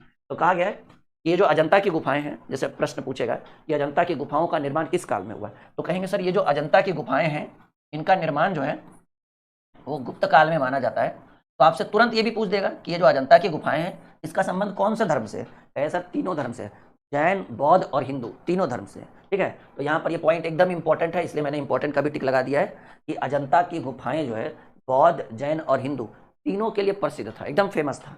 फिर कह रहा है कि गुप्त काल में ही मध्य प्रदेश में बाघ की गुफाएं भी बनवाई गई थी। महाराष्ट्र में कौन सी? अजंता की गुफाएं, मध्य प्रदेश में बाघ की गुफाएं। यहाँ देखिएगा एक और पॉइंट है कि गुप्त काल में ही अफगानिस्तान में बामियान में, देखिए अब ये सबसे इंपॉर्टेंट है, बामियान में जो है वो महात्मा बुद्ध की एक बहुत बड़ी प्रतिमा बनाई गई थी गुप्त काल में। लेकिन अभी जो आए हैं ना आतंकवादी, क्या नाम था बाबू? तालिबानी आतंकवादी, इन लोगों ने क्या कर दिया, बामियान में बम लगाकर पूरे बुद्ध की प्रतिमा को उड़ा दिया, ठीक है। अब अपनी अपनी मानसिकता है उन लोगों की, ठीक है। तो देखिए क्या हुआ, थोड़ा सा इनके बारे में जानिए, गौतम बुद्ध के बारे में। कहा गया है कि गुप्त काल में ही अफगानिस्तान के बामियान में स्थित पर्वतों को काटकर महात्मा बुद्ध की विश्व की सबसे ऊंची प्रतिमा बनाएगी। प्रश्न पूछेगा विश्व की सबसे ऊंची प्रतिमा कौन सी थी महात्मा बुद्ध की? बामियान की प्रतिमा। किस काल में बनाई गई? गुप्त काल में। किसने ध्वस्त किया? तो कहेंगे सर जो तालिबान आतंकवादी थे ना, बस कुछ ही समय पहले की घटना है, इन्होंने क्या कर दिया, इनको बम लगाकर उड़ा दिया। वही कह रहा है गुप्त काल में ही अफगानिस्तान के बामियान में स्थित पर्वतों को काटकर महात्मा बुद्ध की विश्व की सबसे ऊंची प्रतिमा बनाई गई, किंतु अफगानिस्तान के तालिबान आतंकवादियों ने इसे बम से उड़ा दिया, ठीक है। कहा क्या करेगा गौतम? थोड़ा सा आप लोग कमेंट करिए, एकदम एनर्जी आप लोगों का एकदम लो हो गया क्या? अच्छा पार्ट 2 पढ़ रहे इसीलिए? अरे आज की क्लास एकदम महत्वपूर्ण क्लास रहेगी, आप भरोसा तो रखिए एक बार, ठीक है। गुप्त काल में जो हम आप लोगों को पढ़ा देंगे वो एकदम आपके लिए प्लस पॉइंट होगा। 2 क्लास के बाद, हालांकि ये क्लास बहुत लंबा नहीं चलेगा, लेकिन ये 2 क्लास के बाद आप गुप्त साम्राज्य का एक भी टॉपिक आपसे नहीं छूटेगा, ठीक है। तो तालिबान के आतंकवादियों ने क्या कर दिया, जगह का नाम है बामियान, और बामियान कहाँ है बाबू? कहेंगे सर बामियान अफगानिस्तान में है, ठीक है। तो यहाँ पर जो है बम लगाकर खत्म। तो प्रश्न ये पूछ सकता है कि महात्मा बुद्ध की सबसे ऊंची प्रतिमा कहाँ थी? बामियान में थी, अब नहीं है, ठीक है, उसको उड़ा दिया गया। अब देखिएगा गुप्तकालीन स्थापत्य कला, गुप्त काल के समय जो स्थापत्य कला हुआ, कि एक बात तो याद रखिएगा कि जैसे ही गुप्त काल की बात हो, ठीक है ना, गुप्त काल की बात हो, समझिएगा गुप्त काल में सबसे ज्यादा विकास कौन से धर्म का हुआ? हिंदू धर्म का। गुप्त काल में सर्वाधिक मंदिर या फिर जो भी है धार्मिक विकास हुआ कौन से धर्म का? हिंदू धर्म का, क्योंकि अधिकांश मंदिर जो है वो हिंदू धर्म से, देखिए ना, देख के ही आपको लगेगा हिंदू हिंदू मंदिरों का नाम है ये, ठीक है। तो गुप्त काल जो है वो, उसको हिंदू साहित्य का जो है वो कहा जाता है स्वर्णिम काल, एकदम, ठीक है। हाँ एकदम ही, जो हिंदू धर्म का अगर कहीं से आरंभ हुआ है, कहीं से अगर मतलब ज्यादा विकास हुआ है, तो वो कहाँ हुआ है? गुप्त काल में हुआ है। तो यहाँ पर देखिएगा कह रहे इस काल में वास्तु, स्थापत्य, चित्रकला एवं मूर्ति कला के क्षेत्र में अभूतपूर्व प्रगति हुई, और इस काल में ज्यादातर मंदिर निर्माण पर, देखिए ना क्लियरली बोल रहा है कि गुप्त काल में ज्यादातर विकास, ज्यादातर फोकस किस चीज पर किया गया? मंदिर निर्माण पर विशेष बल दिया गया, और उसी के उपलक्ष्य में बहुत सारे मंदिर बने। गुप्तकालीन प्रमुख मंदिर, देखिए यहाँ पर पॉइंट है, गुप्तकालीन प्रमुख मंदिर सबसे पहले जो बना वो विष्णु मंदिर बना, तिलवा, जबलपुर मध्य प्रदेश में। इतना ज्यादा इंपॉर्टेंट नहीं है, लेकिन एक आध एग्जाम में पूछ दे तो गड़बड़ होने से अच्छा कि देख लीजिएगा। विष्णु मंदिर जो है वो तिलवा, और ये कहाँ है? जबलपुर मध्य प्रदेश में। एक शिव मंदिर का निर्माण हुआ था भूमरा, जसप्रीत बुमराह ने, भूमरा, सतना, ये भी मध्य प्रदेश में। पार्वती मंदिर का निर्माण हुआ नचना कुठार, मध्य प्रदेश में। भीतरगांव का निर्माण हुआ, भीतरगांव, कानपुर। दशावतार मंदिर, देवगढ़, ललितपुर, उत्तर प्रदेश, ठीक है। लक्ष्मण मंदिर, तीरपुर, ईंटों से यह निर्मित मंदिर था। विष्णु मंदिर, उदयगिरी, मध्य प्रदेश, और शिव मंदिर, खोह, मध्य प्रदेश में। तो ये सब, इन सारी मंदिरों का निर्माण, ये सब जितनी भी मंदिरें हैं, ये गुप्तकालीन साम्राज्य की बनाई गई मंदिरें हैं, गुप्त काल में निर्मित मंदिरें हैं, और अधिकांश मंदिरों का संबंध कौन से धर्म से है? कहेंगे सर हिंदू धर्म से है।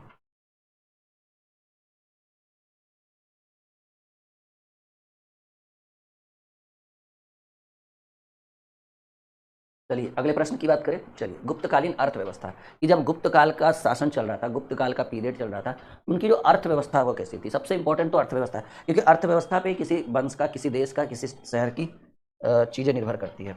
आइए देखिए करता है, कह रहा है गुप्तकालीन अर्थव्यवस्था जो है उसका मुख्य आधार क्या था, कृषि। भारत की भी अर्थव्यवस्था का मुख्य आधार कृषि ही है, लेकिन अब जो है वो धीरे धीरे उद्योग भी होते जा रहा है, नए इंडस्ट्रियल एरिया भी होते जा रहा है। तो जब शुरू में जब भारत आज़ाद हुआ था तो 80% जनसंख्या जो है वो कृषि पर निवास करती थी, निर्भर रहती थी। तो देखिए ना, जब गुप्तकालीन अर्थव्यवस्था थी तो कृषि, देखिए प्राचीन जितनी भी सभ्यता थी, जितने भी राजवंश थे, उनका मुख्य आधार कृषि था। क्योंकि भाई पुनर्जागरण आया कहाँ था, पुनर्जागरण तो 12वीं सदी में इटली के फ्लोरेंस नगर से शुरू हुआ था। पुनर्जागरण मतलब पुरानी चीजों को त्याग करके एक नई चीजों का निर्माण कर रहे हैं। जैसे अभी हम लोग डिजिटल पढ़ रहे हैं ना, तो हम लोग पुनर्जागरण की ओर आ चुके हैं। हम लोगों ने क्या किया, वो ब्लैक बोर्ड, वो चौक और खली को और काला वो सिलौट बोलते हैं ना, उन सबको त्याग करके हम लोग डिजिटल हो गए। तो क्या हम लोगों में पुनर्जागरण आया? बिल्कुल आया। क्या उस समय पुनर्जागरण था? नहीं, कुछ नहीं। समझ रहे हैं? तो पुनर्जागरण की कमी थी। अब तो बहुत देश, भारत बहुत डेवलप कर चुका है। यकीन नहीं मानिएगा, 2013 की बात कर रहे हैं, ठीक है ना, 2013 की बात कर रहे हैं, जब हम अपने शहर से बाहर गए थे पढ़ने के लिए, पटना, ठीक है। तो पटना में पहली बार जब हम कोचिंग में एडमिशन करवाया तो 2-4 मित्र वगैरह बने हमारे। तो जब उनसे दोस्ती हो गई, अच्छी दोस्ती हो गई, तो एक दिन एक्चुअली हम अपने घर आ गए थे कुछ दिनों के लिए, 4-5 दिनों के लिए। तो हमने उनको, जब हम 4-5 दिन के बाद गए, तो हम बोले ना कि सर 5 दिन में क्या क्या लिखा है ना, अपना कॉपी दे दो ना, या फिर जो नोट्स सर दिए ना वो दे दो, हम जीरोक्स करवा के दे देंगे। सोचिएगा, एकदम ध्यान से सुनिएगा, पुनर्जागरण क्या हमारे में हुआ या नहीं, अभी तो बहुत ज्यादा हो गया। तो 2013 की बात कर रहे हैं, तो हमारे मित्र ने हमें पता है क्या बोला, कि ऐसा करो ना, अपना तुम व्हाट्सअप नंबर दे दो, हम तुम्हें व्हाट्सएप पर भेज देंगे। जल्दी जल्दी में था वो, इतना बोलकर चला गया, कुछ नहीं बोले। हमको समझ में नहीं आया कि बोला क्या। फिर अगला दिन उससे मिले, बोले क्या हुआ जी, तुम नोट्स दिया, नहीं दे देता तो अच्छा था ना, जीरोक्स करवा लेते, फिर हम अपना हम भी पढ़ते। तो वो बोला कि यार तुमको तो बोले थे कि हमारे नंबर पर व्हाट्सअप करना, हम भेज देंगे। हम फिर कन्फ्यूज, हम बोले होता कहना, तुम क्या चाह रहे हो। बोला कौन सा फ़ोन रखे हो, देखो इतनी को फ़ोन था, 1200 वाला सैमसंग वाला नहीं फ़ोन आता, डबल सिम वाला। हम बोले ये वाला है, इससे जाएगा। तो तुम अभी तक आई, मतलब तुम अभी तक एंड्रॉयड नहीं लिए हो। हम बोला नहीं, हम तो एक से काम चलाते हैं। 2012 की बात करें, आज वही इंसान 2025 में देखिए, किंग ऑफ डिजिटल, ठीक है, कैसे पैनल बनता है, कैसे पीपीटी बनता है, कैसे लाइव क्लासेस होती है, पूरा लगभग 50-40 लोगों की टीम को जो है हम हैंडल कर रहे हैं। पुनर्जागरण आया? बिल्कुल आया। कह तो रहे हैं 12 में हमको पता नहीं था कि व्हाट्सअप होता क्या है। 13 में हाँ फेसबुक का नॉलेज था, 2011 में फेसबुक का नॉलेज, व्हाट्सअप का नॉलेज नहीं था आपके राहुल सर को 2012 में, और वही इंसान 2025 में डिजिटल हो चुका है, ठीक है। तो ये होता है पुनर्जागरण। हम आगे बढ़े।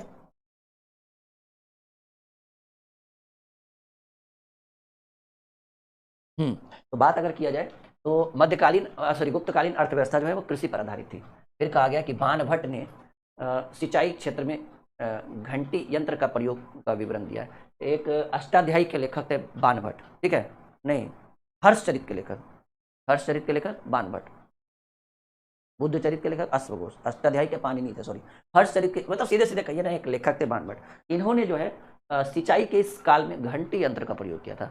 शायद इसमें क्या होता था ना, मुझे सही से जानकारी तो नहीं है, जानकारी थोड़ा बहुत ये है कि घंटी यंत्र का प्रयोग था, मतलब होता था कि जैसे सिंचाई का जल स्तर पूरा भर गया, मतलब सिंचाई पूर्ण रूप से हो गया, तो एक घंटी बजने लगता था, उसमें कुछ कंट्रोल होता था हम लोग का घंटी। इससे क्या होता था कि दूर बैठे जो क्या किसान है उनको नोटिफिकेशन मिल जाता था कि हाँ, जैसे अभी देखते हैं हम लोग घर पे जो मोटर चलाते हैं, मोटर चला के हम लोग अलार्म ऑन कर देते हैं, जैसी टंकी भरता है कहता है कि यात्री ऐसे कृपया ध्यान दें, आपका मोटर भर चुका है, पानी की टंकी भर चुकी है और मोटर बंद करें, ऐसा बोलता होगा, सबके घर में ऐसा होता होगा, ठीक है। और बहुत ही सस्ता, 200-300 का आता है वो। एम आई राइट? चलिए आगे बढ़े। हेलो।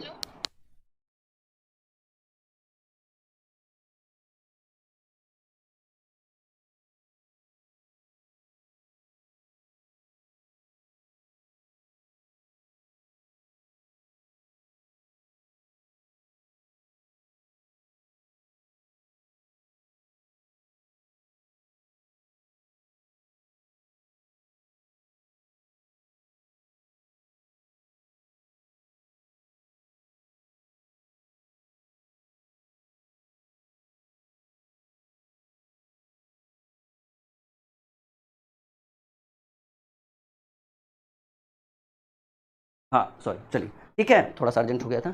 यहाँ तक कोई दिक्कत, किसी को कोई परेशानी? चलिए, तो आगे बात करें। अमर सिंह द्वारा रचित अमर कोश से पता चलता है कि इस काल में 12 प्रकार की भूमि थी। जैसे होता है ना, उपजाऊ भूमि, कृषि योग्य भूमि, रहने योग्य भूमि, उस तरह की भूमियों की संख्या कितनी थी? 12। इस समय अर्थव्यवस्था का सबसे बड़ा स्रोत था भू राजस्व। भूमि को जो राजस्व था, जैसे सिंचाई थी, कृषि मेन था, तो कृषि से जो भू राजस्व यानी टैक्स आएगा, तो गुप्त काल के राजाओं का सबसे अर्थव्यवस्था का सबसे बड़ा स्रोत था भूमि का राजस्व, मतलब भूमि पर जो टैक्स लगाया जाता था, ठीक है। और ये टैक्स का अप्रोक्स रेशियो था 1/4 भाग से 1/6 भाग, ठीक है।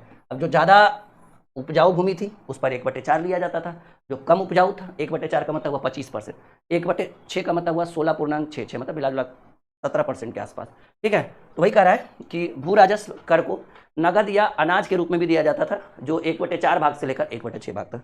जैसे किसी को है कि भाई पैसा है तो पैसा दे दीजिए, किसी को लग रहा है नहीं कि हमारा अनाजे ले लीजिए ना, 500 मन हुआ है, 100 मन आप ले लीजिए, 400 हम रख लेंगे, ठीक है, कोई दिक्कत नहीं, ठीक है। इस काल में कर को भाग कहा जाता था। गुप्त काल में टैक्स को क्या कहा जाते थे? भाग कहते थे। देखिए, कर 2 प्रकार का होता था। एक होता था उदग्र, अस्थाई काश्तकारों यानी कृषकों पर लगाया जाने वाला एक भूमि कर होता था, जो परमानेंट खेती करते थे, जो बड़े लेवल के थे। और ऊपरी कर या अस्थायी कृषकों पर, जैसे कोई इस साल खेती किया, अगला साल रुक गया, ऐसे वैसे, ठीक है ना। मतलब जो छोटे छोटे किसान होते थे उनके ऊपर ऊपरी कर लगाते थे, और जो बड़े किसान होते थे उन्हें उन पर वो अस्थायी परमानेंट होते थे, वो मजदूर रख कर करवाते थे अपना काम, ठीक है। गुप्तकालीन भूमि के प्रकार देखिए, 3-4 प्रकार की भूमि थी, ठीक है। पहला था क्षेत्र। कृषि करने योग्य वाली भूमि को क्या कहते थे? क्षेत्र। कृषि करने योग्य वाली भूमि को क्षेत्र कहा जाता था। वास्तु, वास करने मतलब निवास करने वाली भूमि को, ठीक है ना, जो लोग निवास करते थे वैसी भूमि को, जैसे रहने योग्य भूमि को।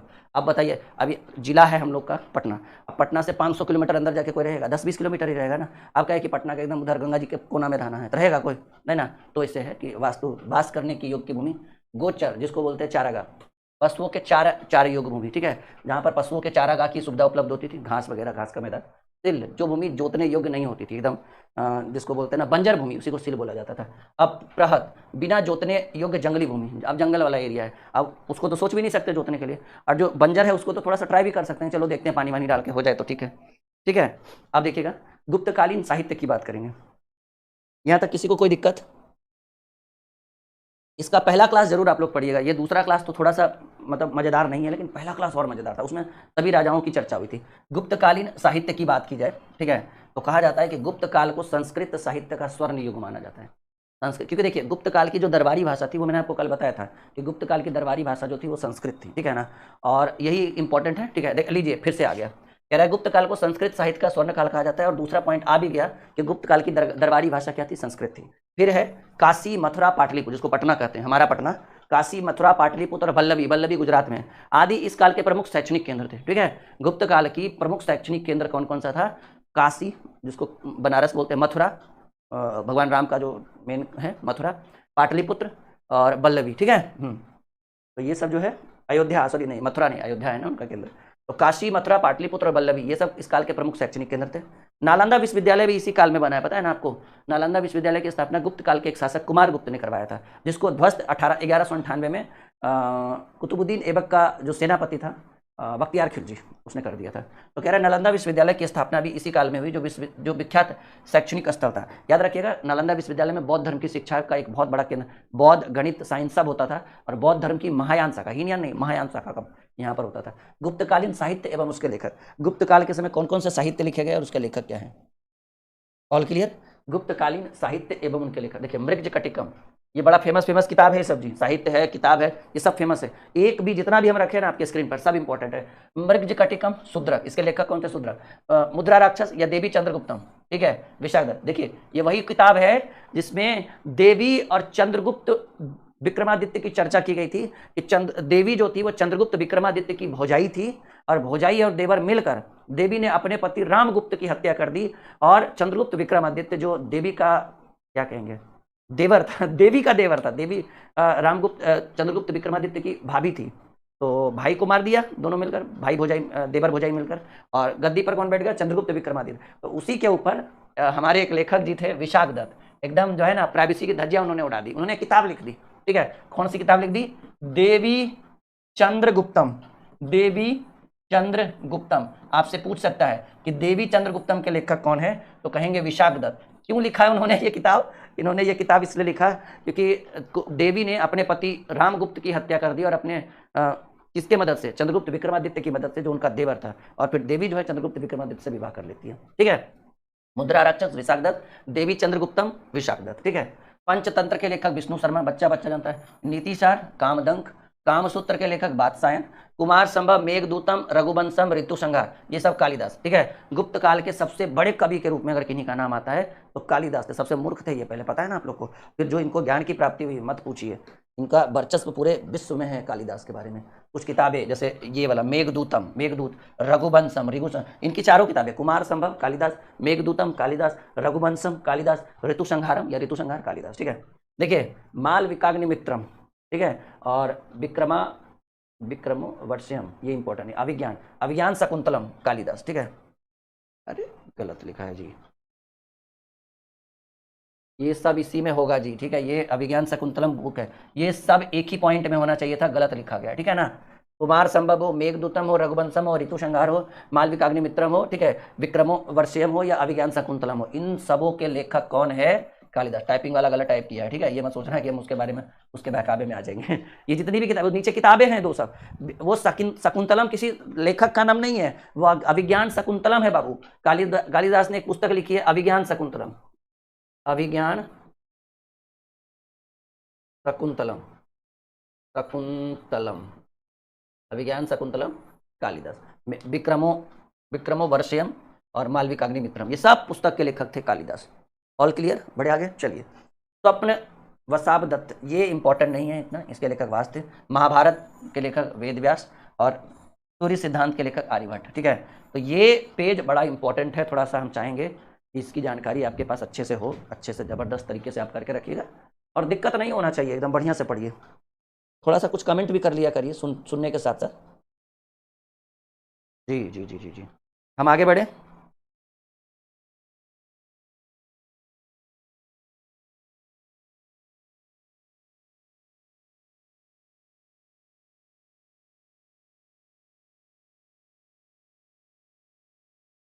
आगे बढ़े हम लोग, चलिए अगले टॉपिक की बात करते हैं। देखिएगा, कह रहे अच्छा, मालती माधव के लेखक, दो तीन और बच गया था, मुझे लगा खत्म हो गया। मालती माधव के लेखक थे भवभूति, गणित सार के लेखक है श्रीधर और निघंटू, निघंटू होना चाहिए इनका, इनके लेखक थे धनवंतरी। ये दो तीन किताबें और थी। अच्छा, बात करें सुदर्शन झील की, तो आपको सुदर्शन झील के बारे में पता है कि इसका जो है इसका आविष्कार जो है, सुदर्शन झील का निर्माण कहिए, आविष्कार क्या कहेंगे, चंद्रगुप्त मौर्य ने कराया था। ये मौर्य वंश के थे, गुप्त वंश के नहीं थे। ये गुप्त लगा रहे हैं तो ये मत सोचना ये गुप्त से, ये मौर्य साम्राज्य के संस्थापक थे चंद्रगुप्त मौर्य।